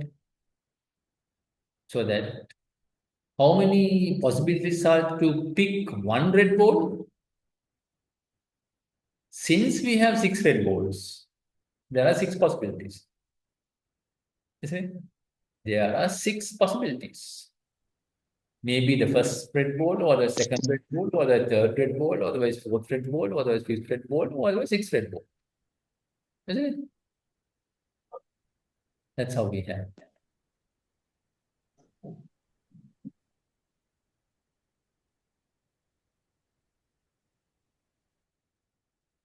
Okay. And when you take blue balls, one blue ball, how many blue balls are there? 4 blue balls are there. So it could be out of any of those four blue balls, one ball. Isn't it? Out of those 4 blue balls, any blue ball. Maybe first blue ball, or second blue ball, or third blue ball, or fourth blue ball, likewise. And then the interesting thing is that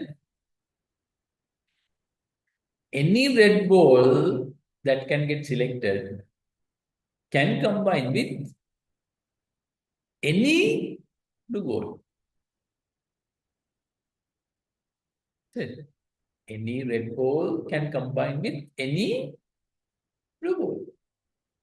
So when you say red and blue, how many possibilities are there? When you say one red and one blue.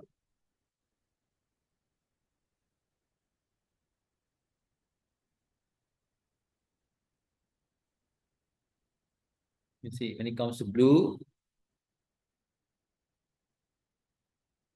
when it comes to blue, B1, B2, B3, B4, B5, and B6.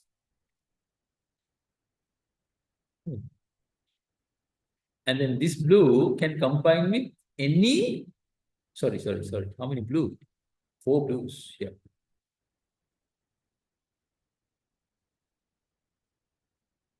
Any red.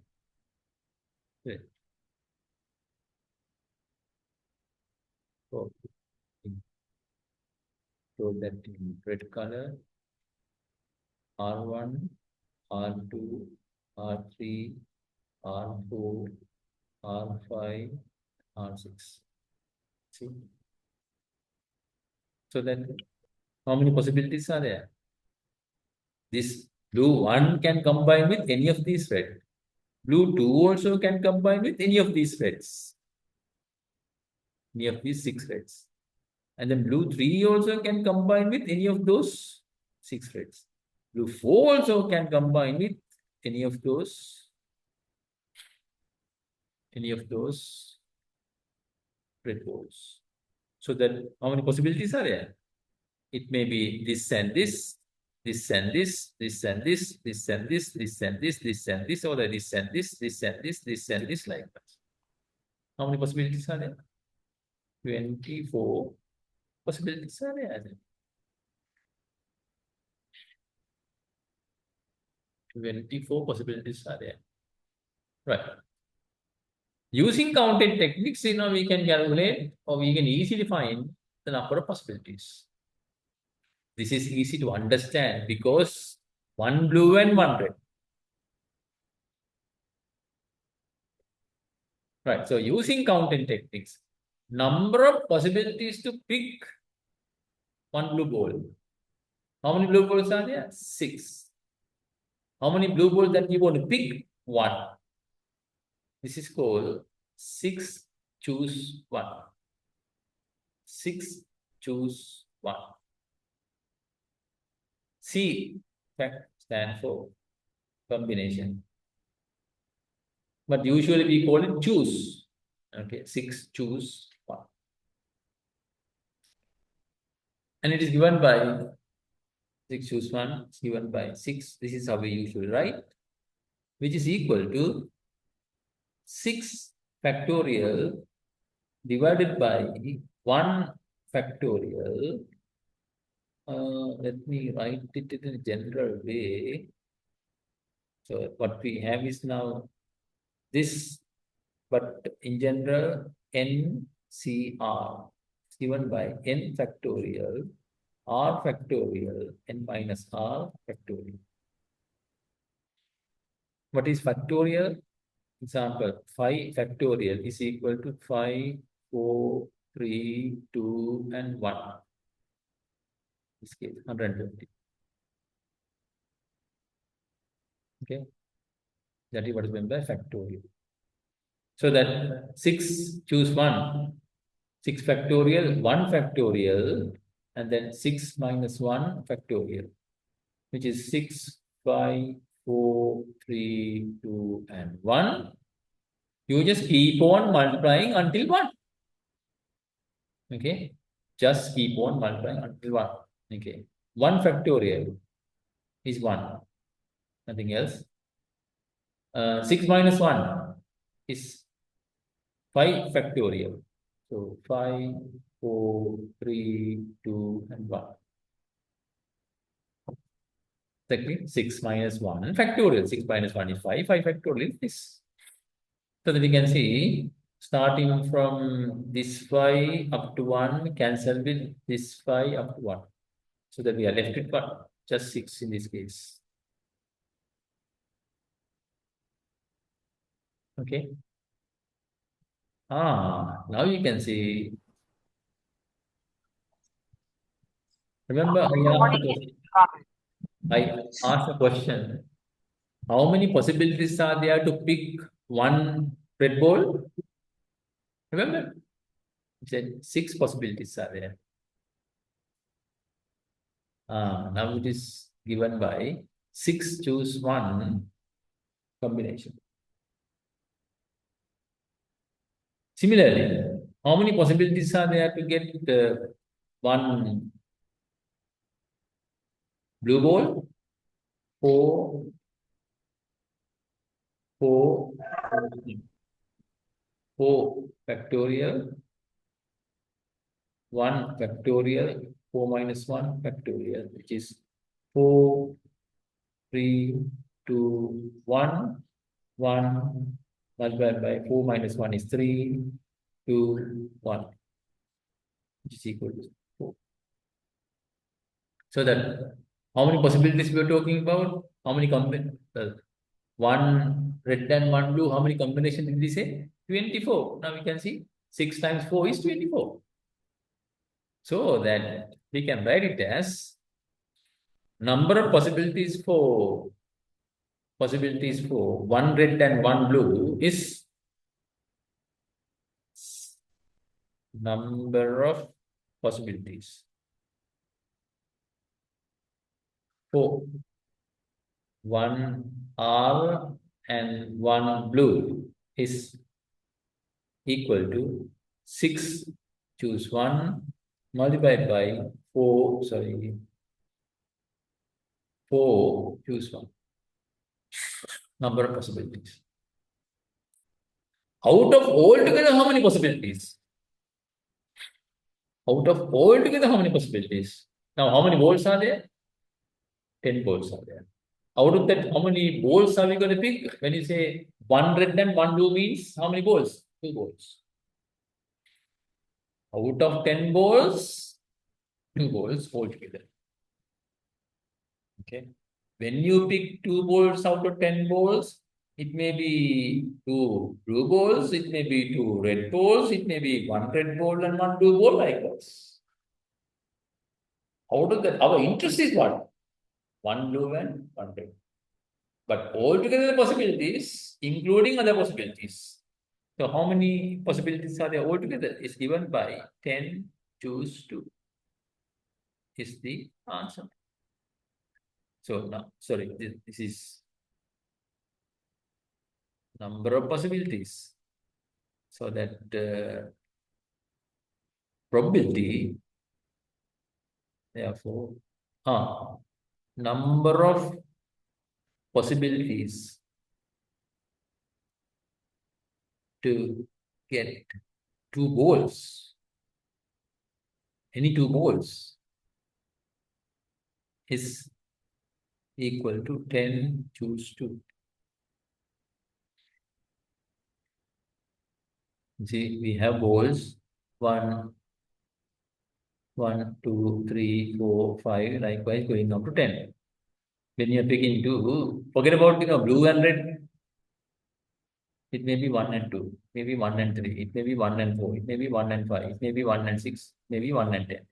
Similarly, it may be 2 and 3, it may be 2 and 4, it may be 2 and 5, it may be 2 and 6, it may be, or 2 and 10, isn't it? Likewise, how many possibilities are there is given by 10 choose 2. 10 choose 2 is 10 factorial, 2 factorial, 10 minus 2 factorial, which is 10, 9, 8, 7, 6, 5, 4, 3, 2, 1. Divided by 2 and 1. 10 minus 2 is 8. 7, 6, 5, 4, 3, 2, 1.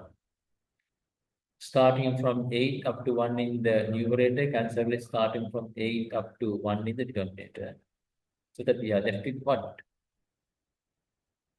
10 cancel with these 2 and then 5 left. So that we have 45.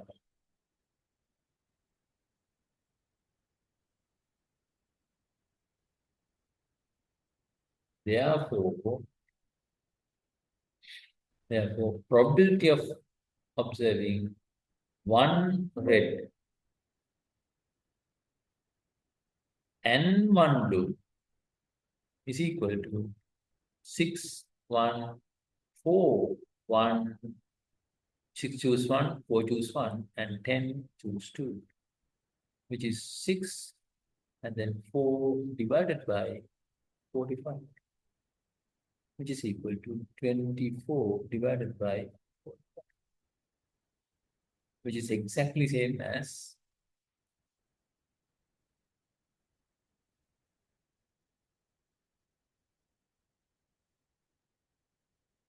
this. 48 divided by 90 is 24 divided by 45.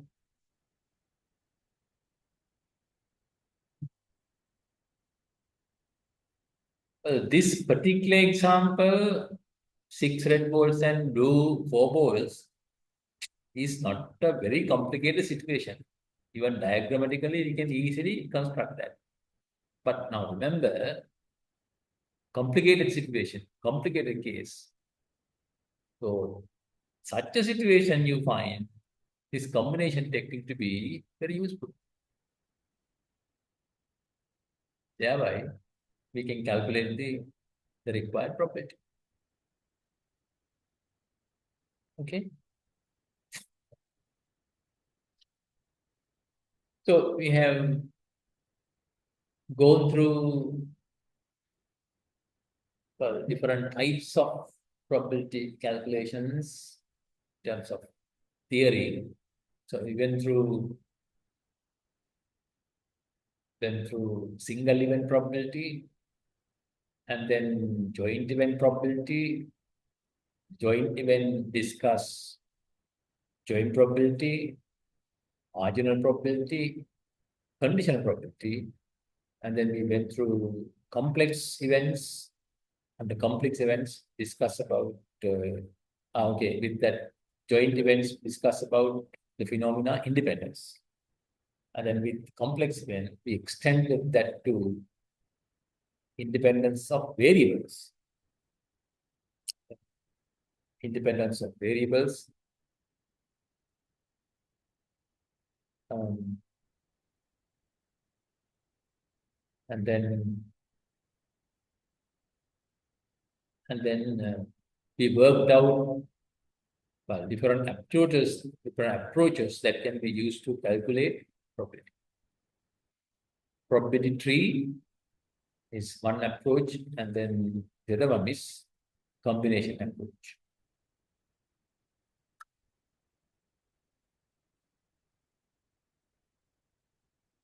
Right. Recall again, condition probability P A given B is P A intersection B divided by PB. Similarly, consider PB is PB intersection A and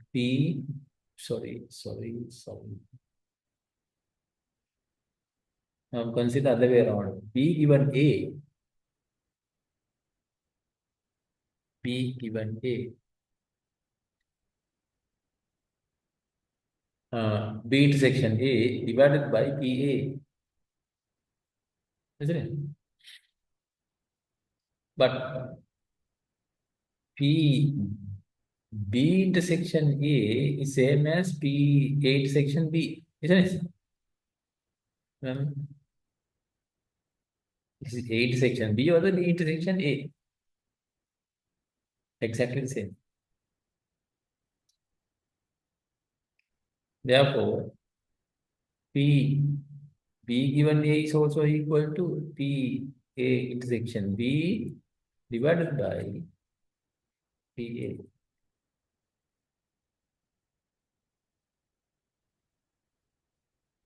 One, two, three. Now, from 1, P A intersection B is equal to P A given B, PB. Remember, we did the calculations also along that probability tree. Similarly, from 2 P A intersection B is equal to P B given A times PA. From 3. Let's say this is 4 and 5. From 4 and 5. 4 and 5. P A given B times PB is equal to P B given A times PA. Therefore, P A given B is equal to P B given A times PA divided by PB.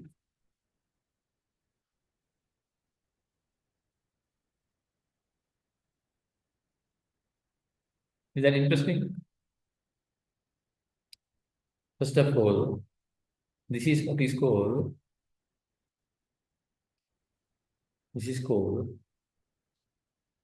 Bayes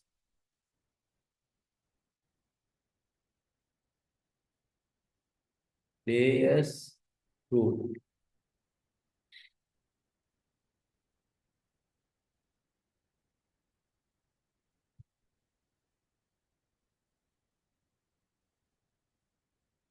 So left hand side, what we have is A given B.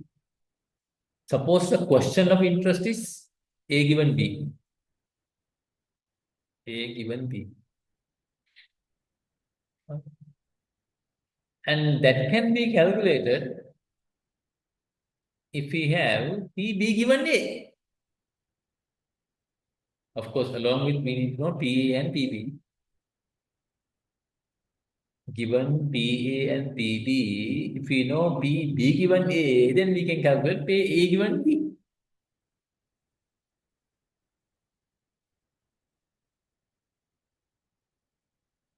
Okay. Maybe as an example, I suppose everybody is familiar with now, if we are not well, when we consult a doctor, usually doctors ask patients to undergo some tests. Is it? So what we do is we just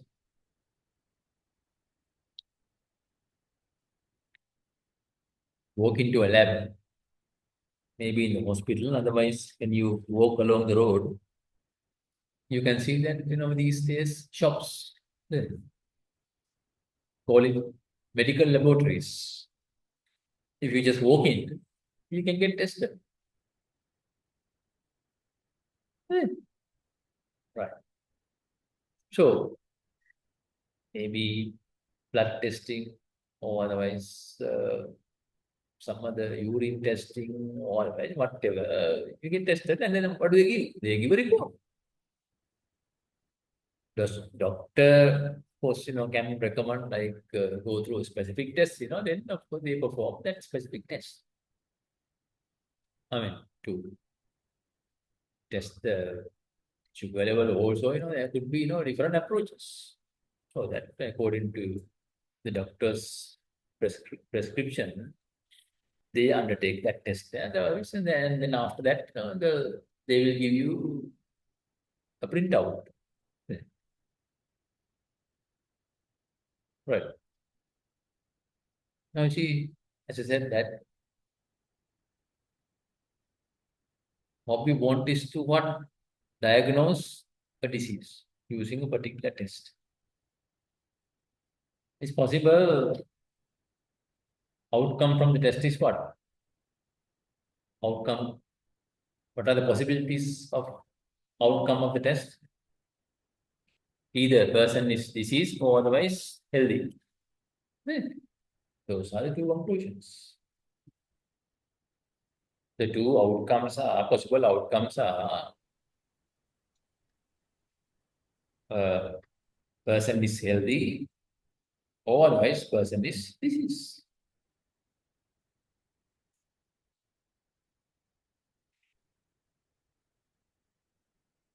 Well, when it comes to different tests,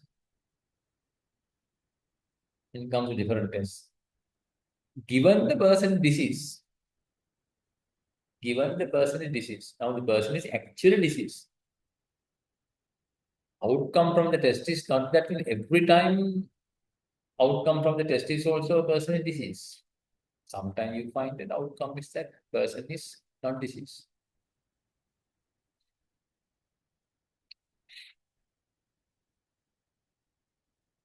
Okay, so outcome from the test is variable.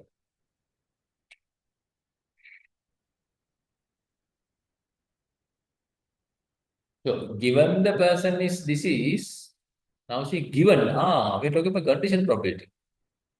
Given the person is diseased, then there's a chance or there's a probability that the outcome from the test is also disease, otherwise test is positive.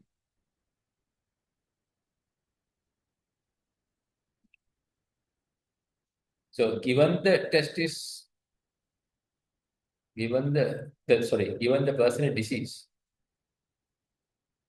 okay, given the person is disease, we can find out probability of test being positive. Sometimes you find, well, test is negative, but the person is actually diseased. So that wrong outcome. Okay. So then we can calculate, as I said that given the person disease, probability of test being positive is, in fact, in medical jargon or as in epidemiology, it is called sensitivity of a test. What is sensitivity of test? Given the person is disease, probability of test to be positive. Okay, right. So usually you find such probability to be like 90%, 95%, likewise. 0.9, 0.95, likewise. That's how you have.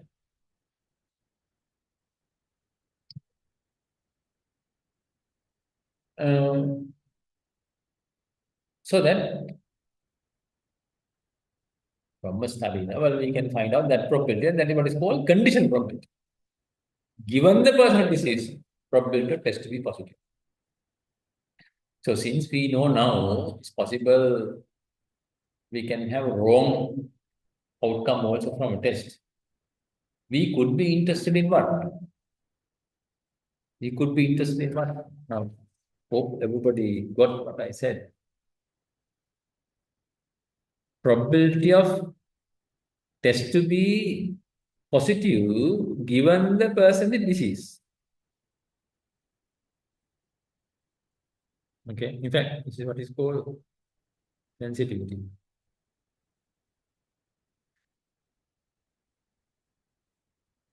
But we could be interested in what? Other way around. Other way around. Since it's possible that we have wrong outcome, we could be interested in what is the probability of person to be actually diseased given the test is positive.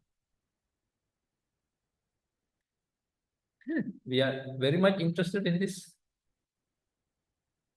This is what we are interested in. When you walk out from that lab, you walked in, you got tested, now we have got a printout. It says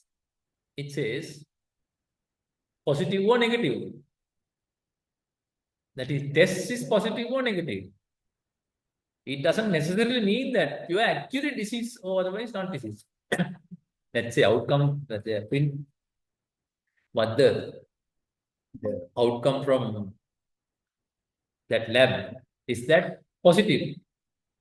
But it doesn't necessarily mean that you have the disease. It's possible, not impossible. Okay, it's possible that you are not diseased.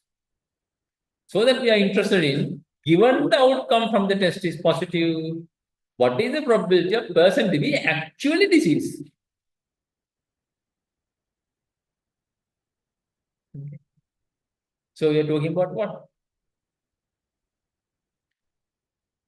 Knowing sensitivity is like P, either way, P given A, because it's a conditional probability. And what we are interested in is P, A given B. This can be calculated provided this is available along with PA and PB. Or the probability of person to be disease in general, as well as probability of outcome from the test is positive, regardless of whether the person is diseased or not. So if you know these three, this information can be worked out. See the use of Bayes' rule? So extensively used in day-to-day life in calculating the probability, especially to get the necessary information. Okay, so this is what is called Bayes' rule.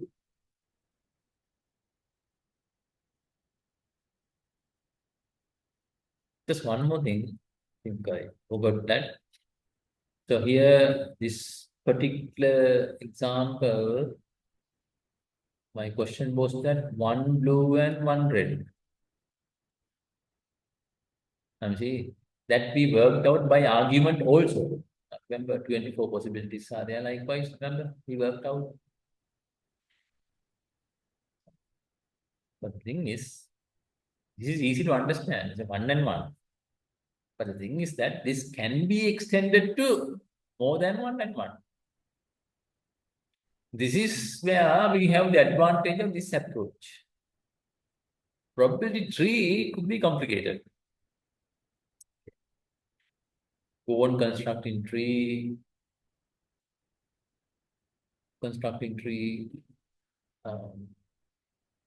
So complicated situation may not be that easy. Could be messy, but can be easily worked out probability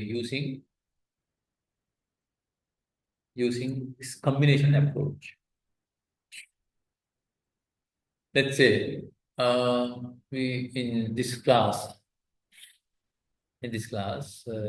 say we have as an example students from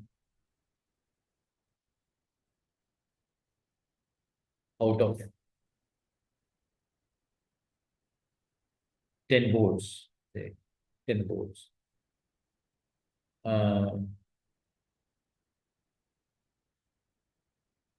We have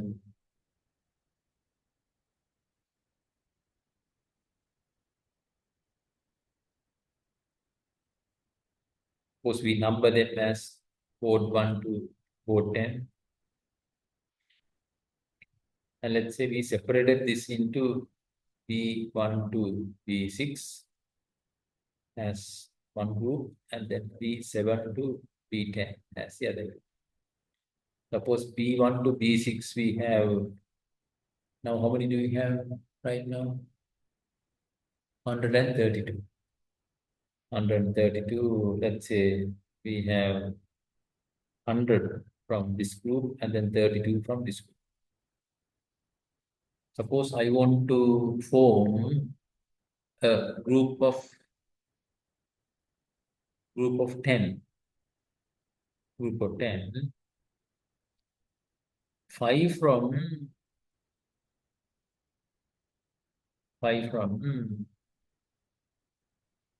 each of these two divisions. So suppose this is A and this is B. Group of 10, 5 from A and then 5 from B.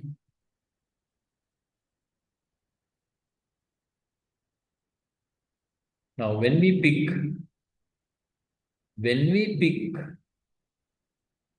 10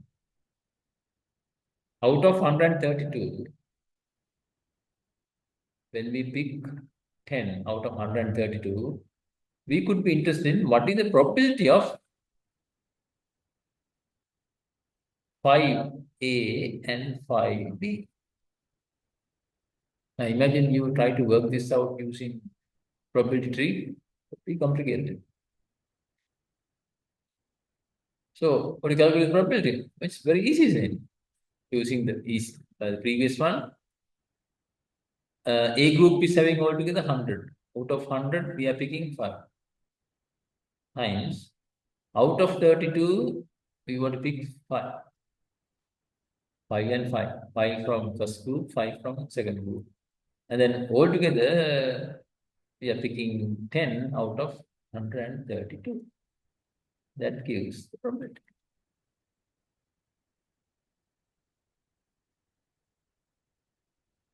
Okay. Otherwise, now imagine 10 students, first branching, second branching, third branching, fourth branching, likewise you carry on with that. So it's not going to be that easy, it's very messy. But this is straightforward. So now you can see can see that now you have a choice.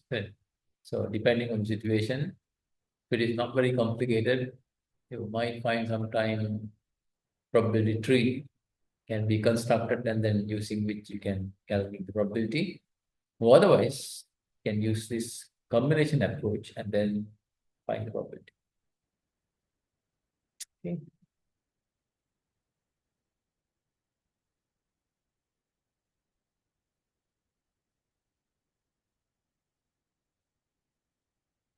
With that, I think we can conclude the probability for discrete case. Now remember our heading was probability for discrete case, wasn't it? Or maybe we have a new screen, that title is not there by any.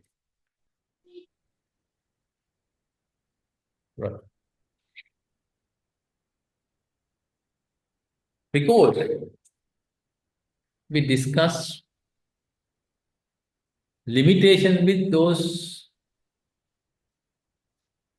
different approaches, specifically for including axiomatic definition. Remember limitations. Most of the time, the limitation was that applicable to discrete case. Most of the time, not every time. Especially the classical method as well as axiomatic definition. Said that it's appropriate for a discrete case where number of possibilities is fixed or finite sample space. We said that limitation is, especially when we have infinite number of possibilities, we cannot get the correct probability using those approaches. Remember, we discussed that? Yeah. So now the question is that then, that is the case, how do you deal with the probability for such a situation?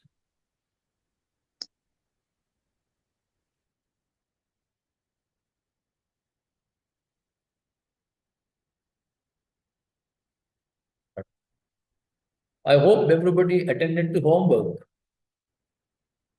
Is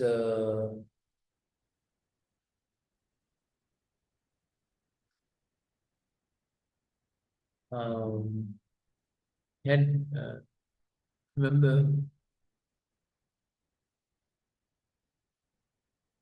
who? Okay. Uthuman sir, Yes, sir. did you attend to the homework? Yes, sir. Okay. How many values were there altogether?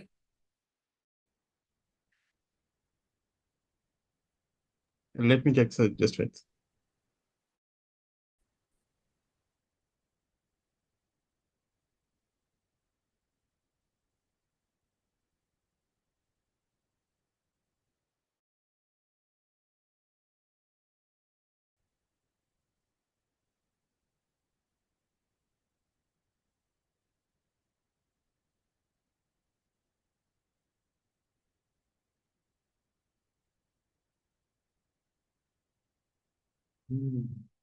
What are you going through?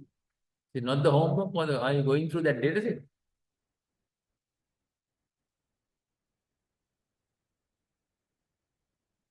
Can another person help?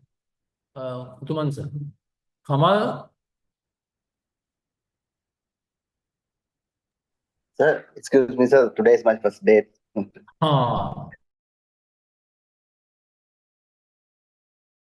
Good Yes. excuse, Mas Kamal. I will.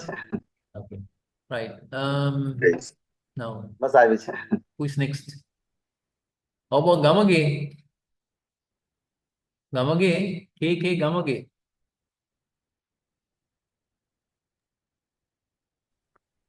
Yes, sir.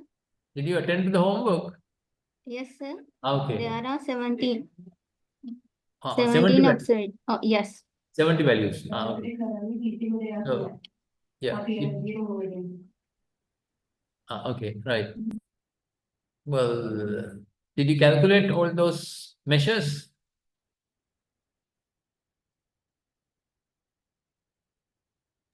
Gamage? Yes, I get average mean. Uh-huh. No, I On, asked, whether you calculated all those measures. only average mean, geometric mean, median and mode. That's Median all. and mode. Why? Yeah. Not enough time? Or what? You had 1 week, isn't it? Yes.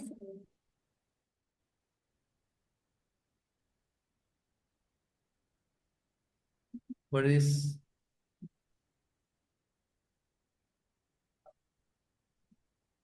Asna? What is this?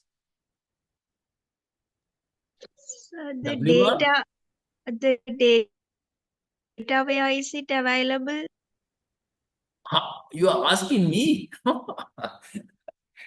I was asking the question from you all. Is this your first day, Asna? No, sir. Ah. So, didn't you, how about last week? Didn't you attend to lectures last week? Yeah, sir, but the data, it's not available in. Did you enter your value into that Google Sheet? I haven't received any Google form. What is that? Well, it was shared within, I think,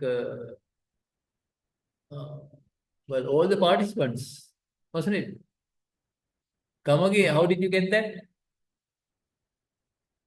Was it shared through the chat or what? From Google Sheet. Google Sheet, true, but was it through the email or otherwise the Zoom chat? From Google Drive. The Google Drive, right.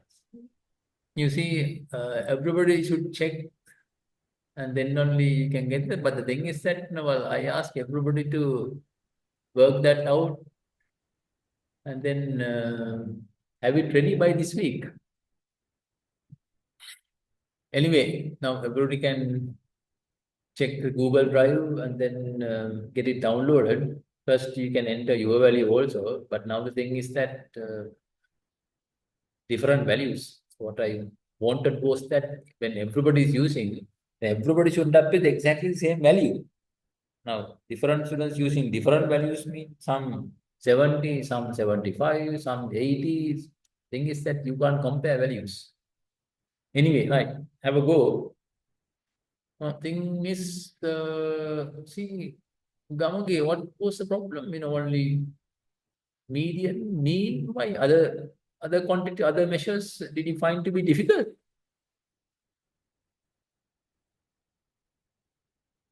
Dumansa,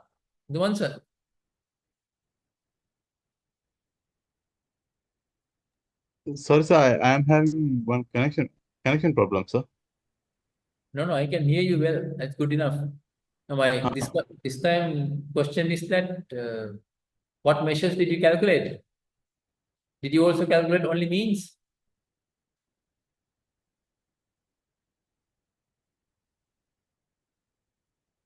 Looks like you haven't done any calculation. Okay, how about Ayesha? Now, don't waste time. Ayesha, Yes, sir. okay. Did you attend to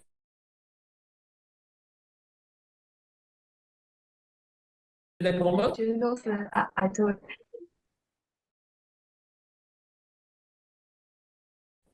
I didn't get the Google Sheet, but now on the chat, I saw the link and uh, I didn't get an email on that day also. I think I didn't get that Google Sheet. No, the thing is that you all should discuss among yourself. You see, some have got and some haven't got. So that shows that some not that interested, but some were very interested. You see, likewise.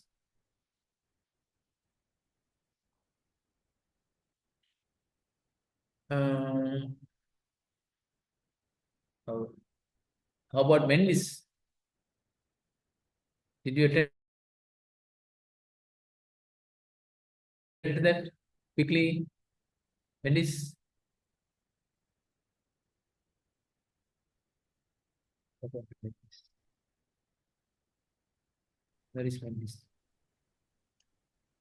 Mendes? Mendes CCD.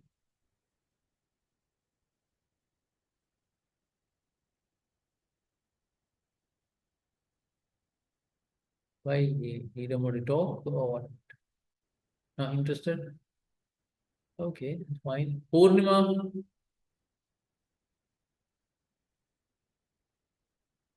Purnima?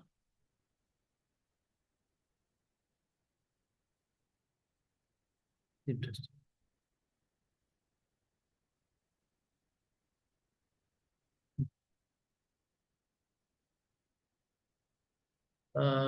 DMBR Disanayaka.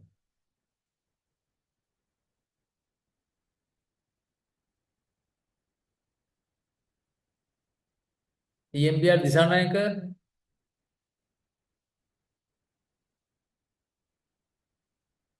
Hello, sir. Yeah.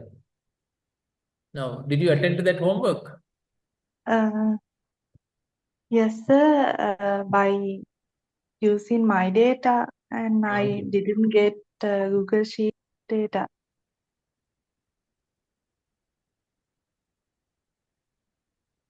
No, I wanted everybody to attend that homework using your height values. Anybody who attended that? So there are only 27 weights, heights in that Google Sheet at the moment. So I think most of No, just now somebody said there were 70 values. So Dama? actually, I checked the Google Sheet and on Thursday, but there was not a data entered, only one or two, including my one. So actually yesterday I saw around 10 datas, but I couldn't attend yesterday because of some work held at the laboratory. Actually, I tried to check several times, but there was no data. Up to Thursday, there were two data, two height values in the sheet. But somebody said 30 values, and then another person said No, 70. now it's almost 20. Actually, at this time, when you ask the Uttusan or somebody, there were 22 data. I Ah, think now somebody entered now as well, I okay. think. Right. With So whatever. this week we will attend it and No, discuss but it. now I want that information. Thing is that you see, for this discussion, well, Yeah, sorry, we sir. need that information. That's why I wanted, you wanted to get this information from yourself rather than, me telling every time. Otherwise, you can take it as, I know you will believe me. But the thing is, it's good that, you can understand it by yourself. I think I have said this, but I mean, when you understand something by yourself, you feel that, you are, much more satisfied than understanding something after I said. Of course, when I speak here, what is expected is that everybody to understand what I say. So it's not a Yes, big deal. yes, sir. We Okay. wanted to get the experience ourselves after having the lecture last week. But the thing was the data availability actually. And if Okay. Okay, that's fine. Madhushanti or Madhuvika, yeah? Madhuri. Madhurika, yeah, okay. That's fine. Madhurika. Anybody else? Buddhika, do you want to talk or what? Do you want to say anything, Buddhika? No? Buddhika is Sir. Buddhika is anything. So So, today is my first day, sir. Okay, good. It's interesting, huh? But thing is that Excuse me, sir.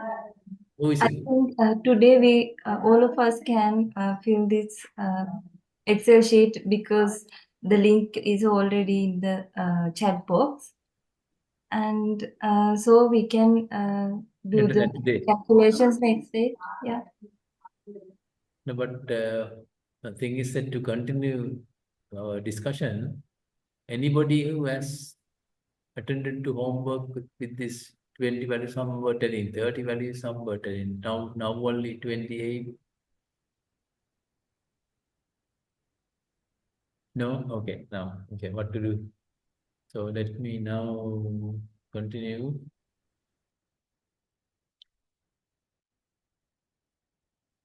The thing is, attend to homework so that you will find specifically when it comes to examination, you will find it to be like questions are not difficult. But if you think that, well, okay, you understand all what I say, no problem at all, but the thing is that if you come with that expectation, you could be in trouble. But once you attend to homework, then you get the confidence. Sometimes you get stuck, you talk to another person, and then you get the help with, at least with the help of that person, you will understand. Somehow what is important is that if you have done that inside that, you have got the competence. That is what matters. So attend to homework as much as possible. Then you will find final examination to be not difficult. Right, okay. So let me carry on. So in a case like those height values, your homework height values,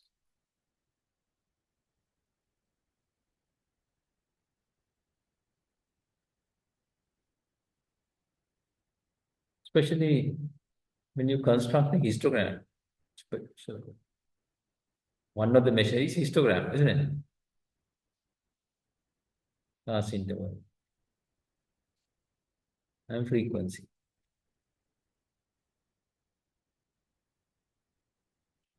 You will find it to be, I say,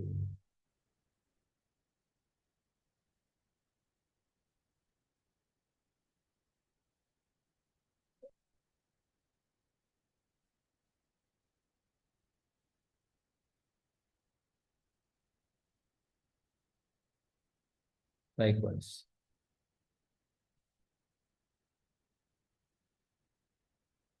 You will see, well, you will find this pattern, not exactly this, because class intervals can vary from person to person. But you will see general pattern to be of this form. What do you mean by general pattern? What are the properties of this histogram? Is that, see, from the lowest frequencies are in general increasing, isn't it? In general increasing and then decreasing.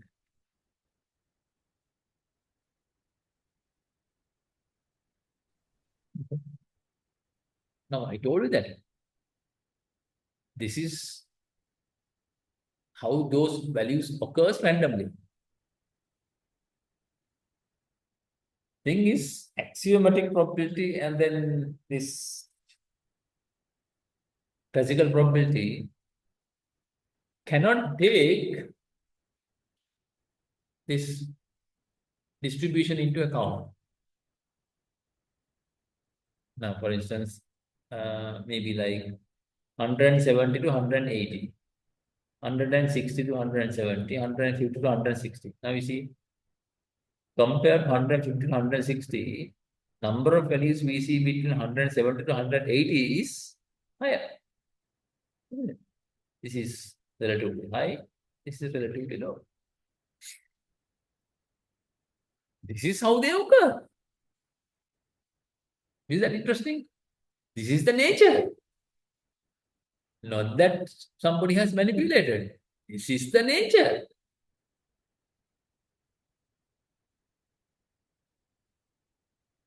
Think the interval, the width of the interval is exactly the same. Probability having value between 170 to 180 is higher than probability having a value between 150 to 160. This is the reality. Not only height. In fact, any variable of this nature, what do you mean by any variable of this nature? Like body weight, like blood pressure, yield from a crop, amount of milk that you get from a cow, likewise, all those variables, you will find it to be of this nature. Is that interesting?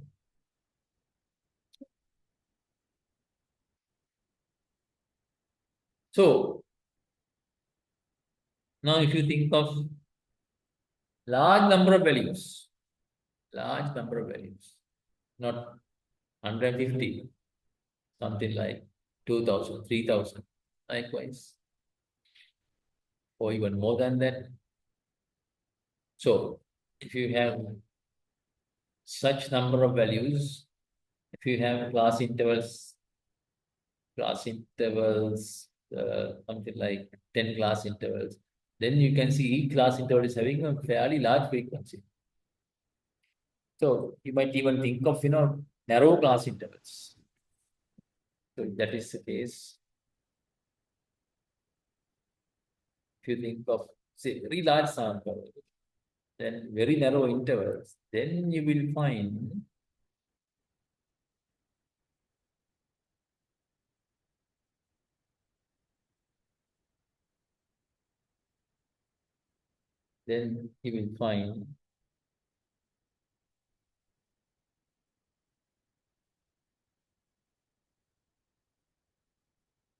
typical this kind of one, and then once you combine the midpoints, you will find it to be like nice shape of like first increase and then decrease. Your one, now you see, it's possible once in a way you find from there to there drop. But I was talking about a general trend. General trend is that first increase and then decrease. Towards the middle, from the two sides, you find frequencies are increasing. And then from the center, towards the two ends, you find frequencies that are increasing. This is how you find.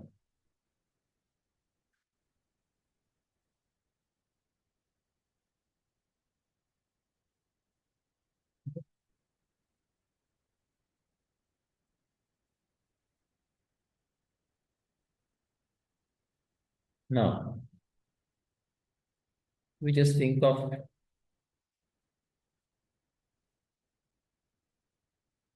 something like this. Now, let's say only the curve.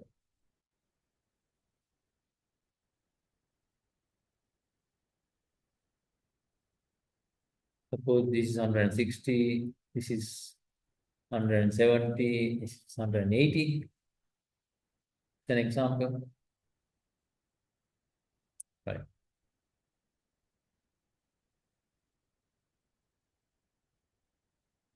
And then what I said is that towards the middle, frequency are increasing, and then away from the middle, away from the center, frequency decreasing.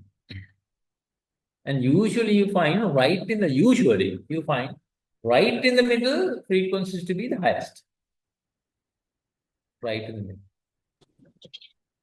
Okay. So until that point, frequency is increasing, and after that, frequency is decreasing. So you will find it to be of this form. So that right-hand side is kind of, in terms of the graph, right-hand side of 170 is same as left-hand side of 170.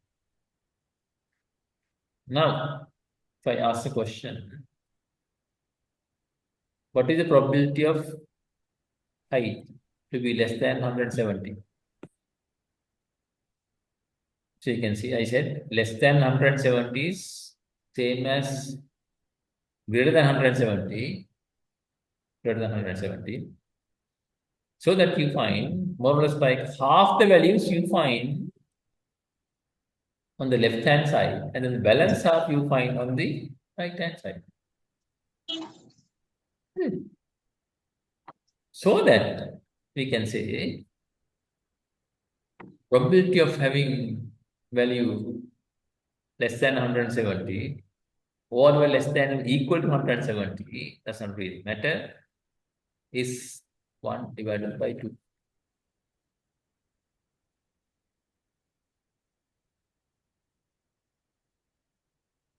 Now recall the question I asked maybe last week. Probability height is equal to 170. How much was that? 0. Probability height 175 is also equal to 0. 180 is also equal to 0. 169 is also equal to 0. 186.1 is also equal to 0. Every time the value is 0. Every time the value is 0. But here it's not 0. It is not 0. Now, what is the difference? What is the probability we have considered here? And what is the probability we have considered there? Here, we are referring to a specific point, one value, 170, 173, 180, 169, likewise. Such probabilities are called point probability.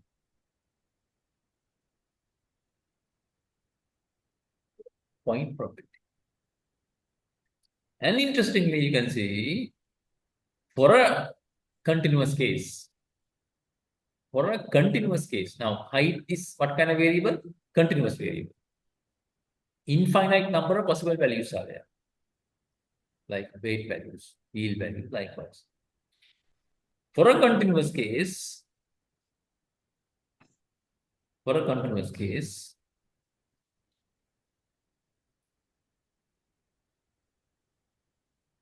point probability is always 0. Is always 0. Point probability is always 0.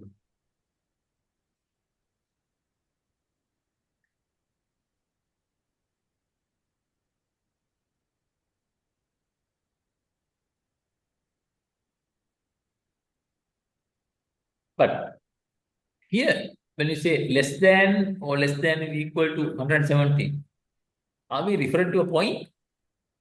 No, we are not referring to a point.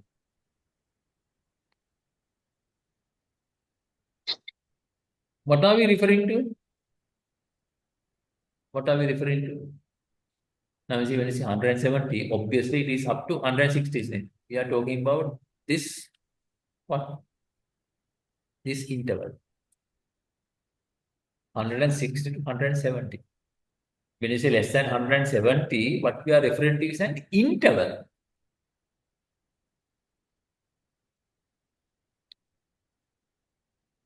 Referring to it's an interval. Now, you can see when we consider probability by means of an interval, we get a value different from 0. Here, every time the value that we got was 0. It's like, well, there's nothing to discuss. Nothing to discuss with probability for a continuous variable. Isn't it? Every time it is 0. 160, 0, 170, 0, 180, 0, 180.5, 0, 170.234, 0. Like every time it is 0. But now you find a way out in it. Whenever we discuss probability for an interval, we find a finite value. And that value different from 0. Meaning, for a continuous case, probability can be discussed only by means of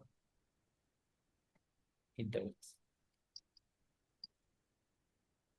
Only by means of intervals.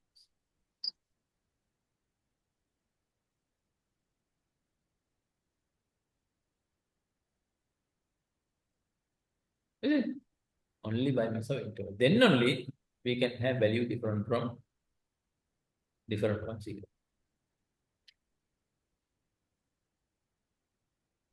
Right. Now,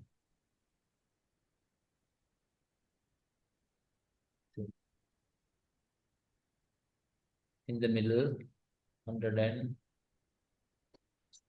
say 170.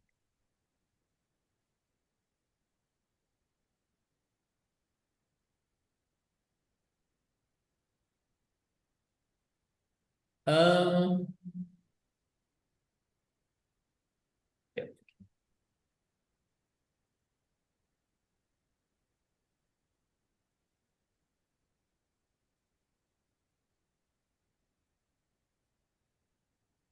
Suppose, yeah, this is 160, 170, 180. Let's say right in the middle, 165. And here also 175. Now, what is the probability of height values to be less than 165? 160. See, earlier we discussed less than 170. Now, 160 to 165 and 165 to 170. 160 to 165 and 165 to 170. Okay, equal width. But if I ask, I think we discussed this about 5 minutes ago also. Probability height is less than 165 and probability height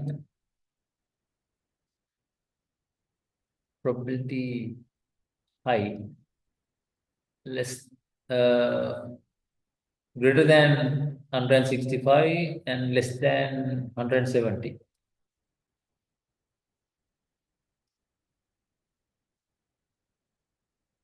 What can you say about P1 and P2? I'm sure everybody agrees that, as we discussed, we find the pattern is what? Most of the values you find around the center. Away from the center, frequencies are getting smaller and smaller. So that probability of having a value between this is P1, this is P2. So that P2 is higher than P1. P2 is higher than P1. Although width of the interval is same, probability is not same. Why? 165 to 170 is closer to the center compared to 160 to 165. So that chance of having a value between 165 to 170 is higher than chance of having a value between 160 to 165.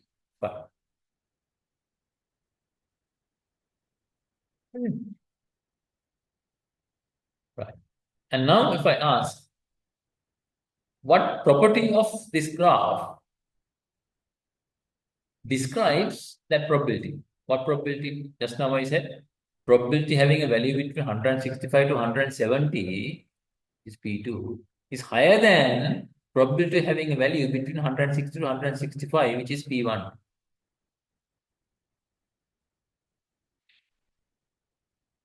P2 is greater than P1.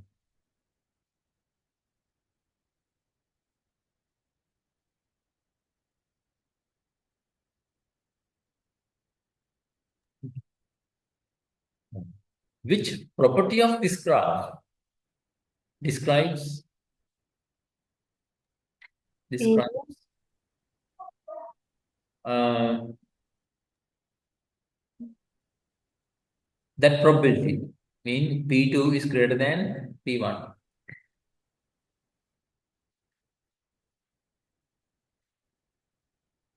Well, if you think of the area under the curve, this area, let's say A1, is larger than this area, A2. A1 is larger than A2, and similarly, P2 is larger than, sorry, let's say this is A2, and then this is A1 to be consistent. A2 is larger than A1, and parallelly, P2 is larger than P1. Right. Earlier, what I said is that probability can be discussed only by means of intervals. And now, something we can say is that the basis of calculating probability is area under the curve.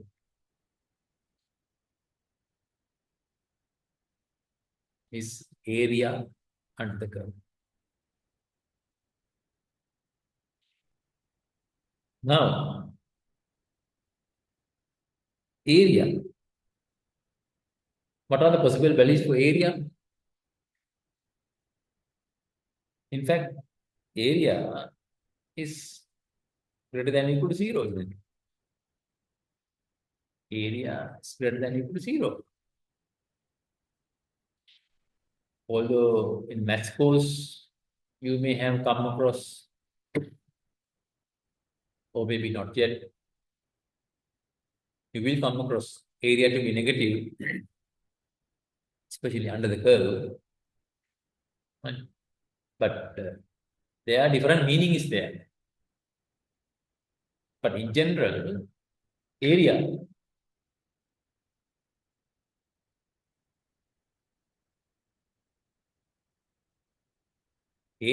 is greater than or equal to 0.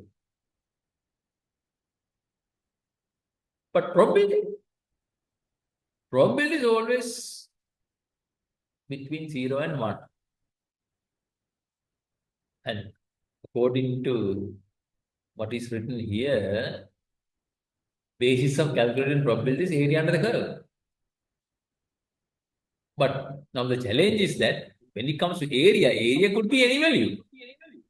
Now say area is 10, area is 20, area is 100. Now say floor area, classroom for floor area, maybe say 10 by 8 meters. So 80 square meters. 80 is not a value between 0 and 1. So the question now is that,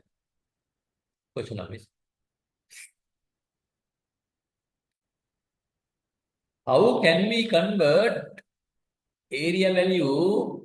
Now area as area, any positive value. How can we convert such a value into a value between 0 and 1?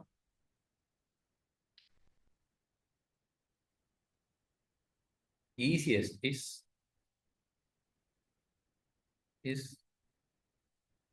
say this is the one we are interested in. Suppose this is A1, A2, and then let's say all together area is capital A. A3, A4 likewise. So A is equal A1, A2, A3, A4.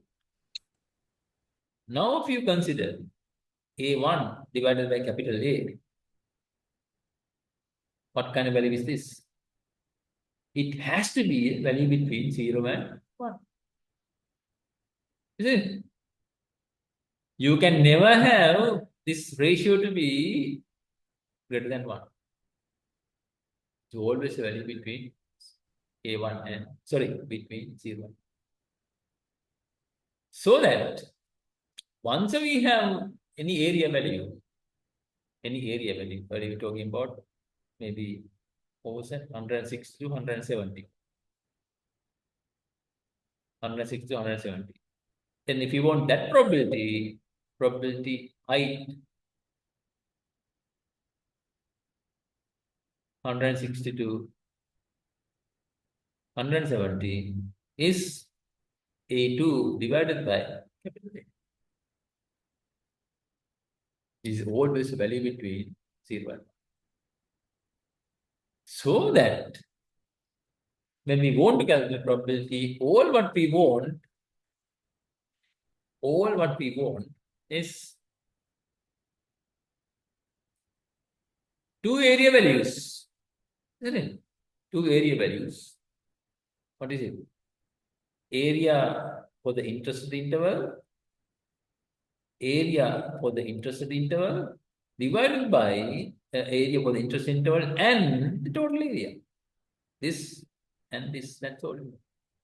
Once we have those two area values, then we can calculate probability. That's it.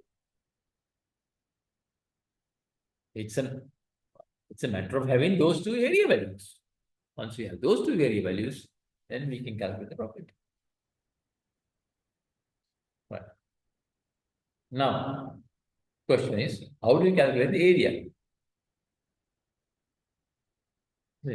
How do you calculate the area? Now, you see here, what we have is, I think I need to get back to the screen.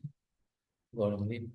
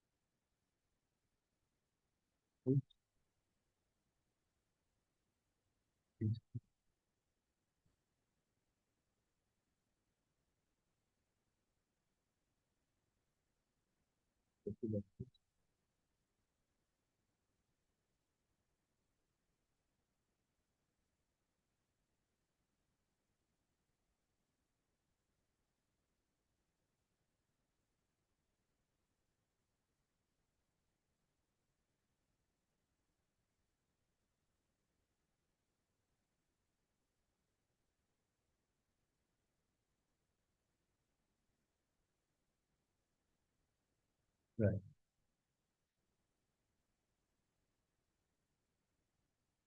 Question now is that calculating area.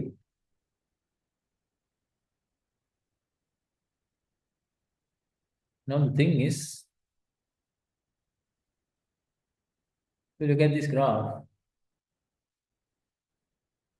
it's not like this. Put it like this, without any problem, we can calculate the area. Why? As an example, up to here, like triangle. Triangle. If we know this value, the x, and this value, then you can calculate area. See? There are formulas using which you can calculate the area. Triangle, circle, rectangle. Likewise, any fixed shape, formulas are there using which you can calculate the area. But this one, there is no specific shape. It's not, this is a triangle or something, isn't it? It's not. So then the question is that, how do you calculate the area? This is where you need to use a mathematical technique called integration. Maybe we haven't come that far in the math course. You will be getting exposed to this so that you will understand what is exactly meant by that. I'm not going to teach integration here. So using mathematical technique integration only, we can calculate area for this kind of a case, area under the curve, using integration.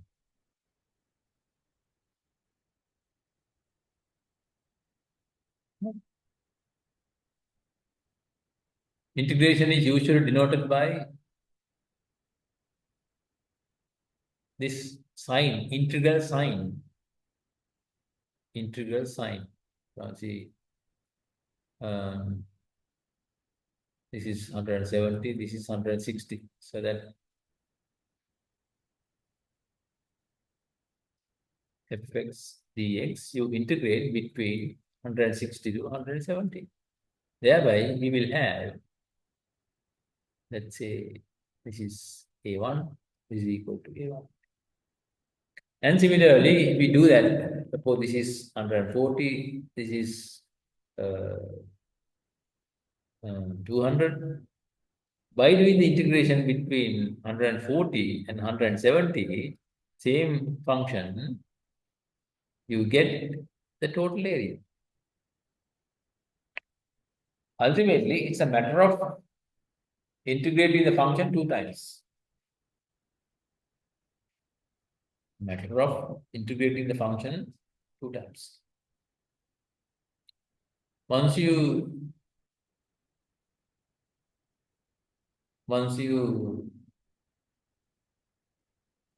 integrate those two, you will have simple a1 and a.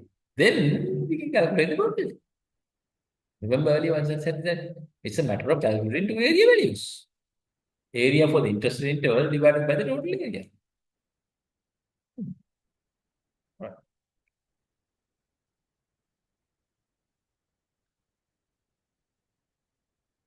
And now, see, when you want to do the integration, you see, what do you integrate? You integrate this function. You integrate this function. So now the question is that, what is the function of this curve, isn't it? What is the function of this curve? Is the question. Because in order to integrate, you need to have a function. Without a function, you cannot do the integration.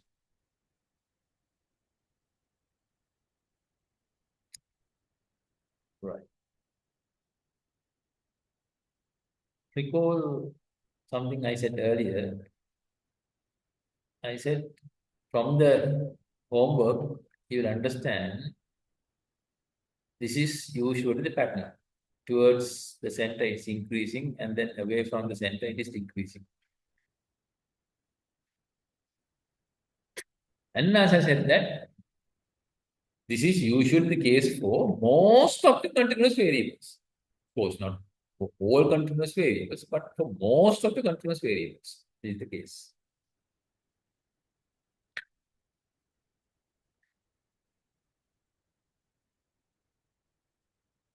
Because of that, people started studying about this curve starting from, well, 1700.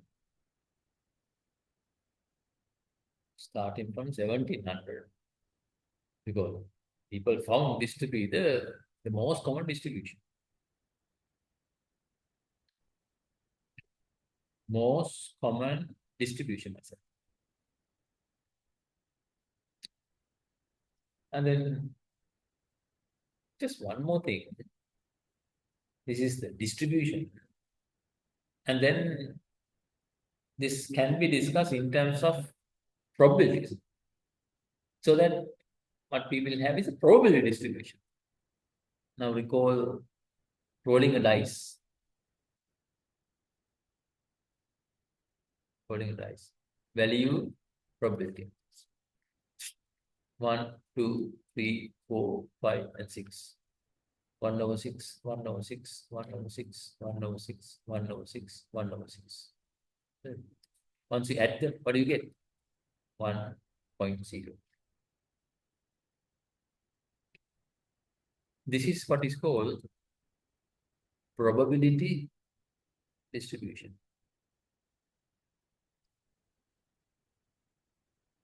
Probability distribution. So that for a distribution to be a probability distribution, for a distribution to be a probability distribution, this sum has to be equal to 1.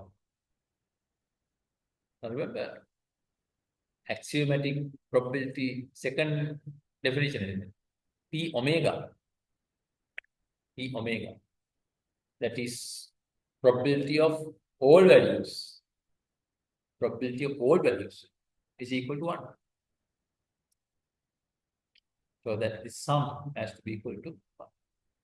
This is what is called probability distribution. Now remember, we had two variable case, coin and then dice. 1 over 12, 1 over 12, 1 over 12 likewise. Remember? So that this can be called as what?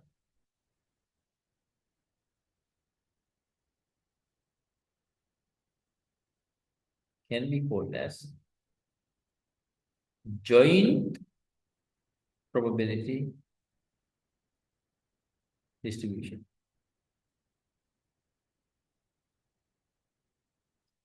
Joint probability distribution. How come this is a probability distribution? Because sum is equal to, if you add all the values, you get 1.0. So that you can call it to be a probability distribution. So that you can have probability distribution for a single variable as well as probability distribution for joint variables. So that joint probability distribution as well as probability distribution for a single variable. Okay. Right. So that's about probability distribution. And then, as I said that, since most common distribution is this, people have studied distribution in detail and then found that in reality, the shape of the distribution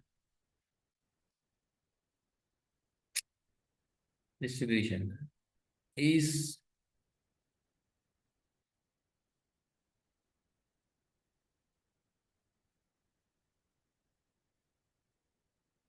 this form.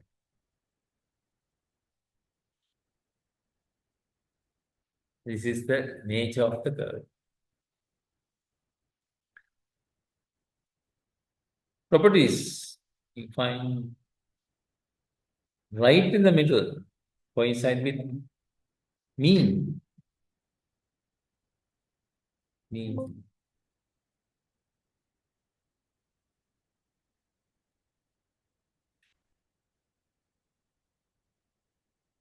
Median, mode, all coincide. An interesting property.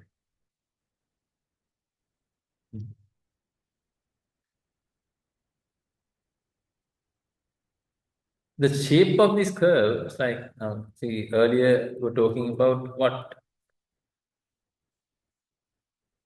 Frequency distribution. Frequency distribution. If you consider this frequency by means of relative frequency,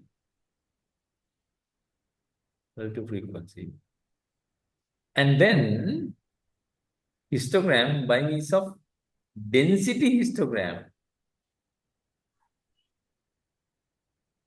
Okay.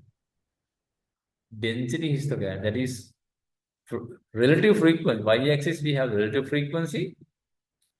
And then the other thing is that area is proportional to relative frequency, and then area is proportional to relative frequency.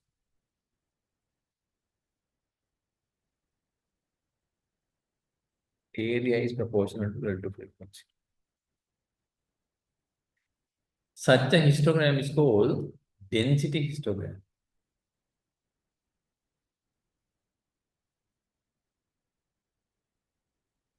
So that very often for a continuous case, density histogram density histogram, especially when you combine the midpoints or the frequency curve is of this shape. This kind of a distribution is called normal distribution. Since this is the most common, this is called normal distribution. Okay. Right. Since time is, or our closing time is getting close, shall we quickly have the quiz for the day?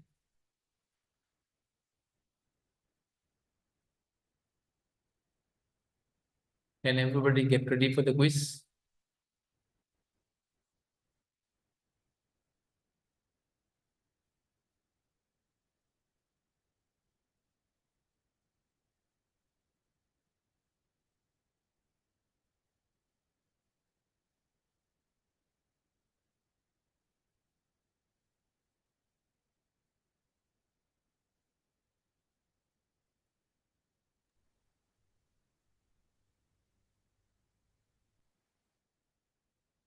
Is everybody ready?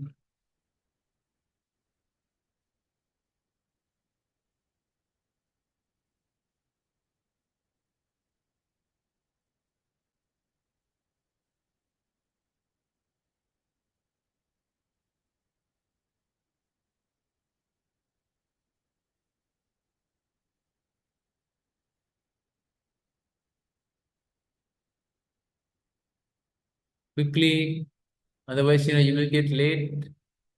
Get ready quickly. Have the cameras on.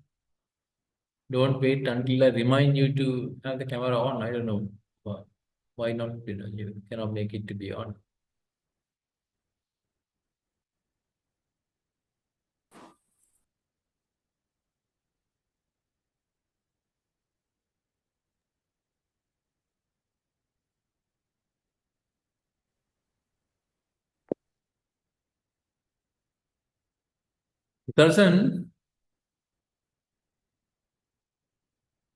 Sudarshan.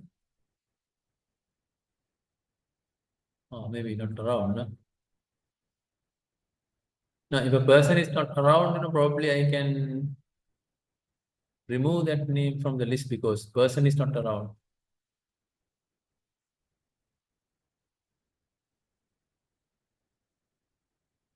Looks like someone not ready yet. No?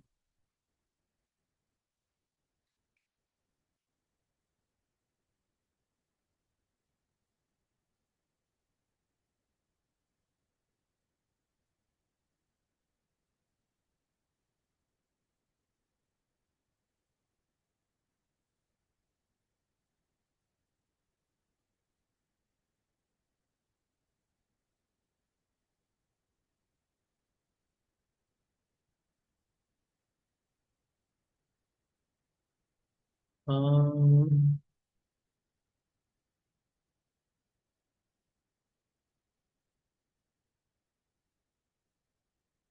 $2,403.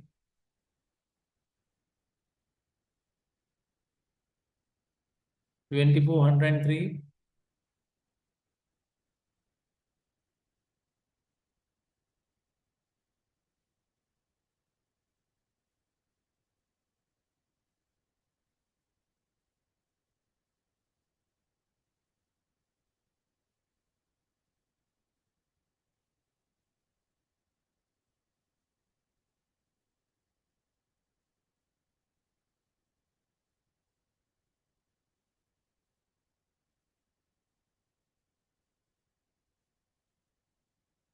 Get ready quickly. Someone not ready yet. LPS Amarasri not around? No, then I can remove them. Then it is not a problem. Otherwise,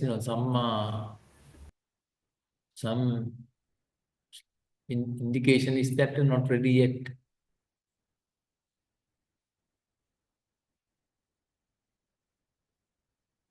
Who is this Acer? What is this Acer's number?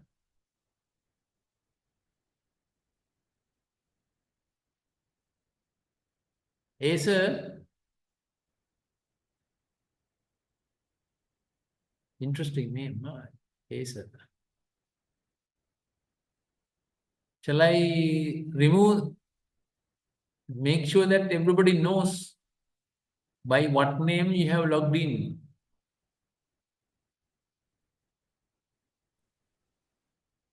Acer?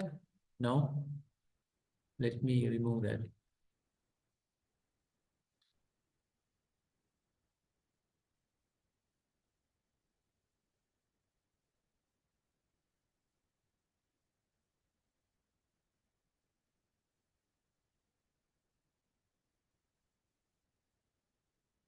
Um, 24036.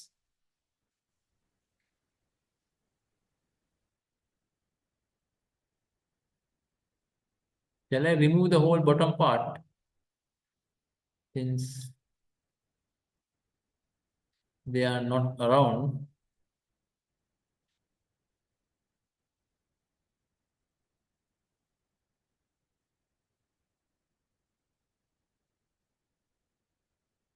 Padmakantan? No.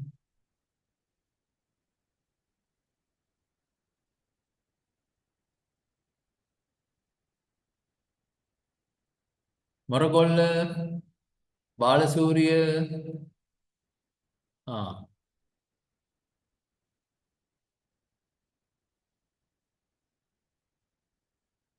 I think everybody is waiting until I call their names. Interesting. Balasuri was waiting until I call his name.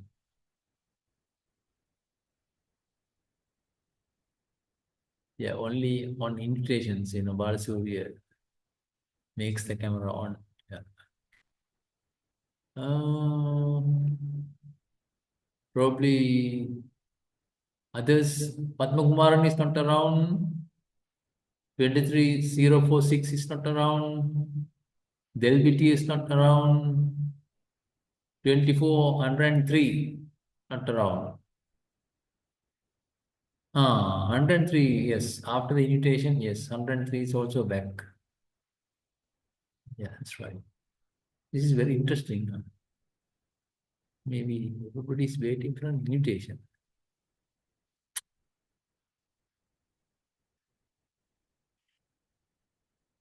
Oh, I'm going to write down these names.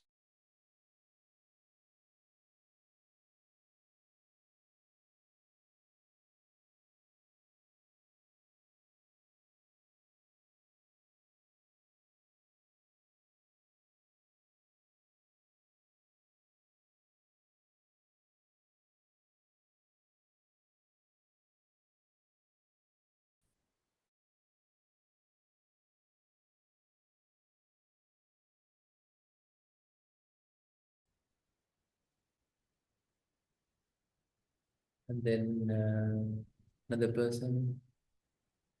Vasantan is now around.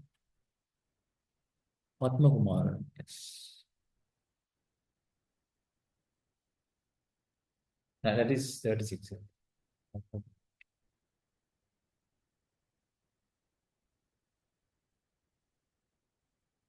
Delpitiya, Padmakumar, and Balasuriya. I think earlier Balasuriya was around. No?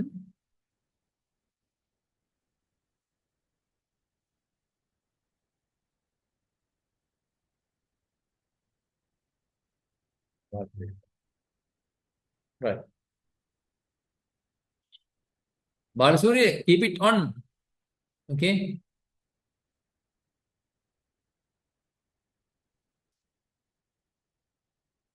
Right. Question. Is it already?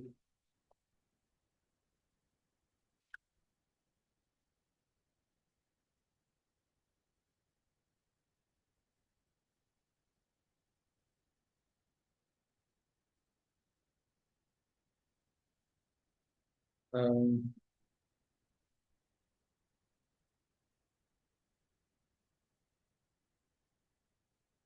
okay. Probably from the same man.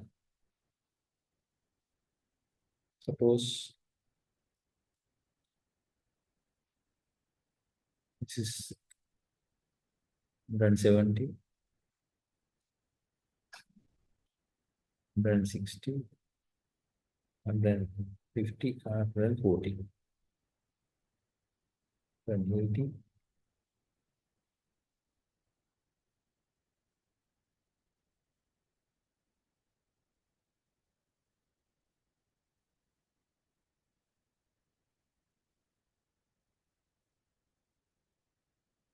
Let's say we have it this way.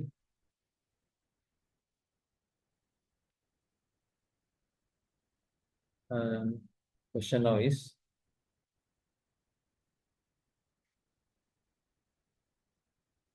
how much is this area?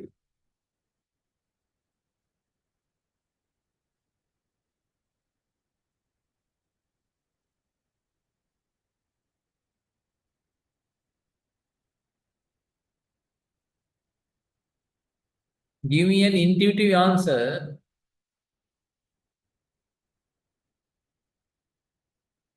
You can't give me a value like 25.5 or 42.3. There's nothing like that. Give me an intuitive answer. Area.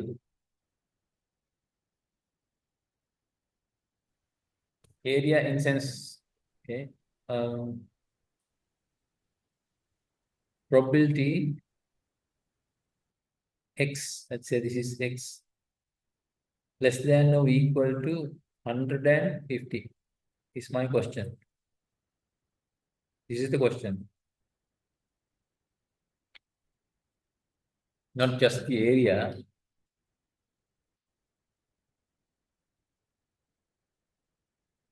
Okay.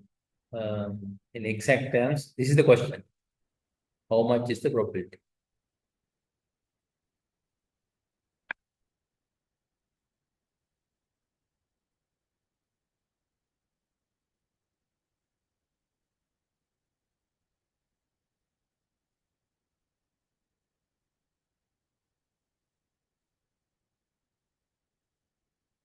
Don't make it difficult. Now, as an example, earlier we said probability X less than 170. So 170 is right in the middle.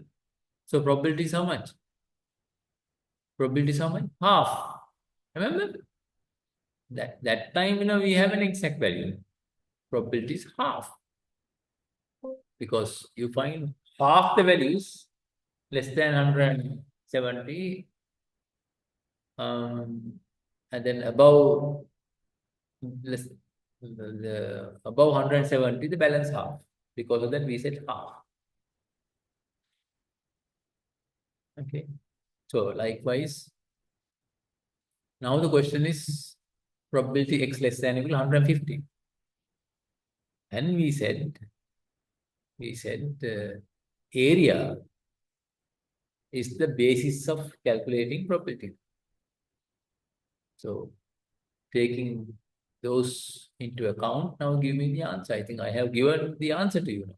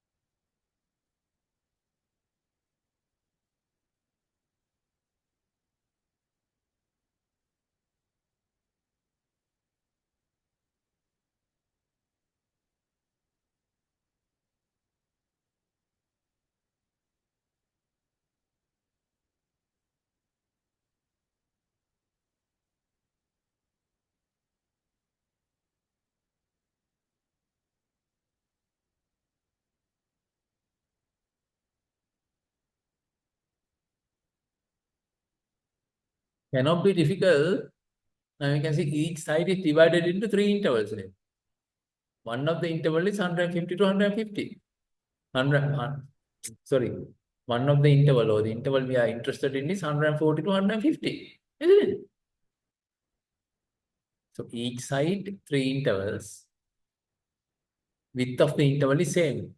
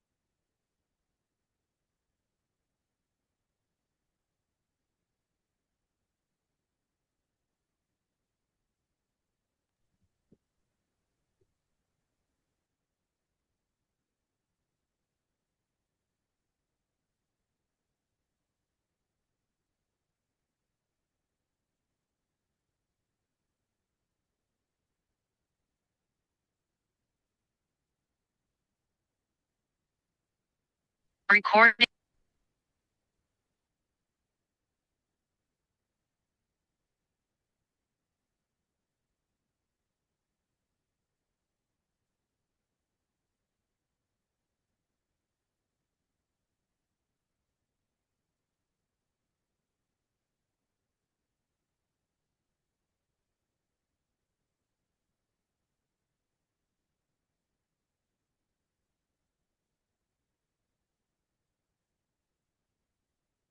Now Amar Singh is missing on the screen. Tirina Bekon is missing on the screen.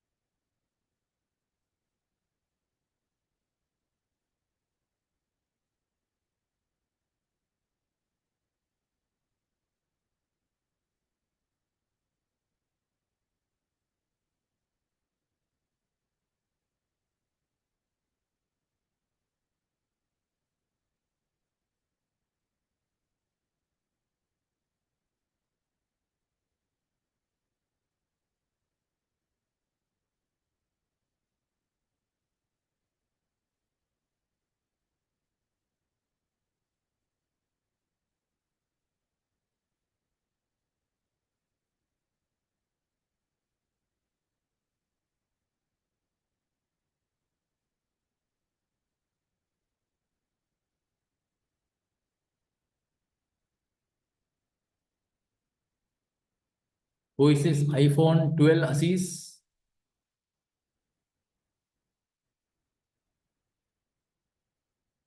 Not around? Who has logged in by the name iPhone 12 Aziz?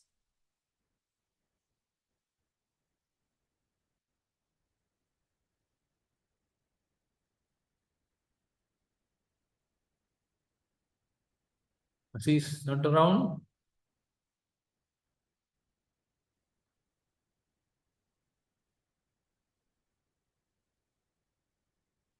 Right. Has everybody finished?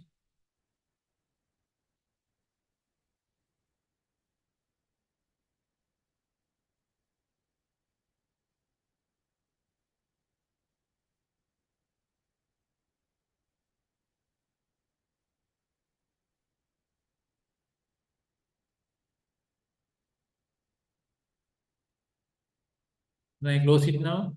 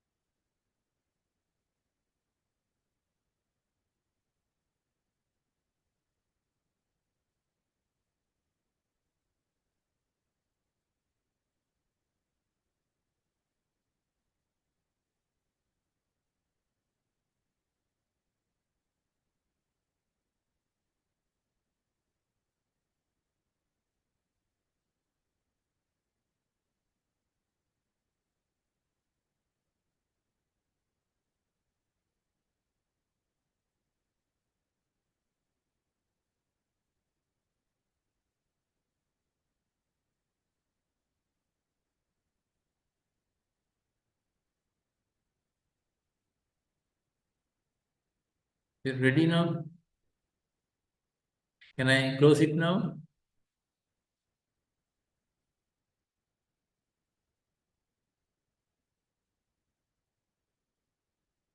Um,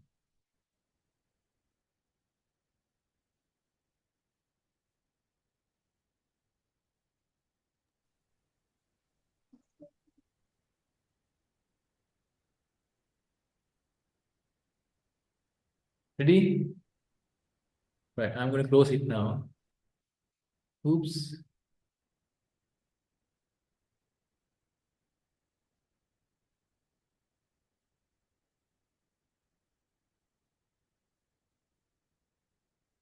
Done?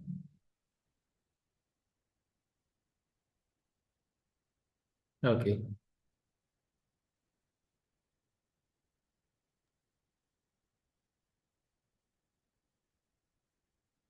Right.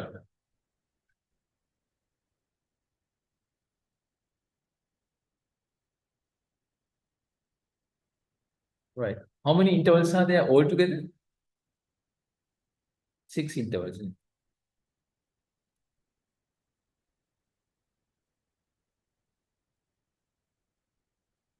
6 intervals. And we know altogether the probability is how much? Altogether 140 to 200 is altogether is 1. So if probability is equal across all the intervals, across 6 intervals, then the probability for one interval is how much? If all are same, then it is 1/6. If the probability is same for every interval, then the probability for one interval is 1/6. But the thing is that, are they same? No, they are not same. They are not same. Right. And then probability can be assessed by area under the curve. If we think of area under the curve between 140 to 150 is the smallest along with 190 to 200. Because the graph is such that one side is same as the other side. Otherwise, it's symmetric, isn't it? One side is same as the other side. Right. So that if it is equal, 1 over 6. But we know this is the smallest. This is the smallest. So that this area has to be smaller than 1/6 of the total area.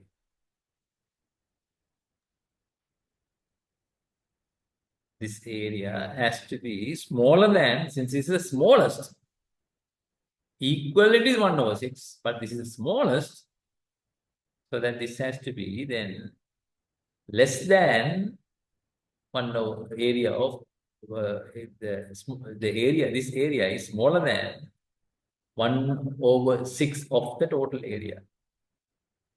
Since the area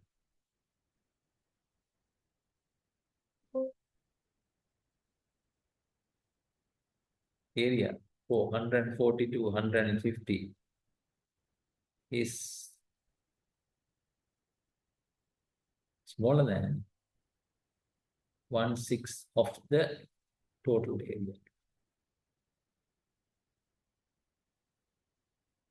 The proportion of the area is equal to the probability. Therefore, probability x less than 150 is less than 1 over 6.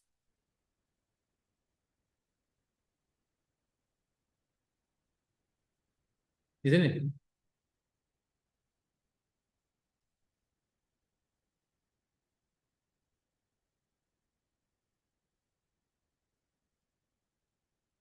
So that is the answer to the question. With that, I suppose we can close for the day, especially unless you have any questions, comments, clarifications. Any questions, clarifications? No?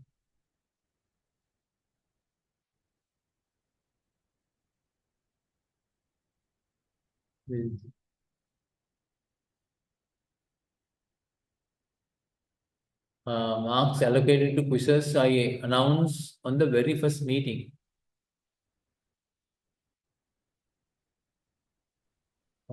Samarajiva, I mentioned that on the very first meeting. I didn't attend, sir. That's why. Talk to somebody who attended. Get hold of a person.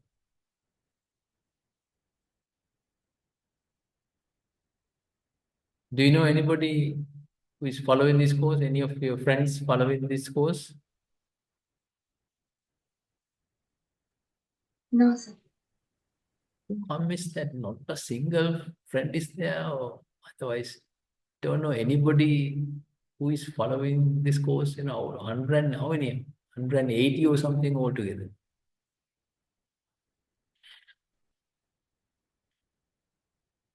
Why? Did you find the quiz to be difficult or Samarajiva?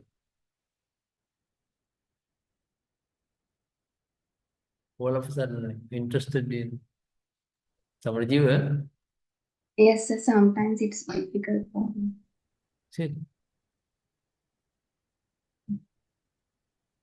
that is where, well, this issue is there when the meetings are taken place online. See, you cannot meet others. But the thing is that it's good that you get hold of at least some of the other participants. Then only you can have fruitful, productive time out of this course, discussing what is meant by something, so that in a discussion you can come out with what is actually meant, because several individuals are discussing. Otherwise, you have some understanding, you think it is correct, but it's possible what you understood is not correct. Unless you ask me in the question. I said on the other day, allocation for quizzes is 40 out of 100. From the final, 40 marks. 60 marks are coming from the entire examination. Samarji, is it okay? Okay, thank you, sir. Maybe when that question is asked by another person next week, you answer that question, Samarji. Okay. Okay, sir. Right. Anything else? No. How we submit the answer, sir? Yes, Kamal? How does that affect? How we submit the answer for the then for the quizzes? I don't know. First day, No, I didn't get, do you want to know how much of marks that we have got so far? Is that what you're asking? no, sir. How we submit our answer? Then today I joined You need to put the chat box. for the quizzes. Sorry? How to submit the answer? You need to put the Through chat the, box. yeah, through the chat, that's right, yes. Do you know,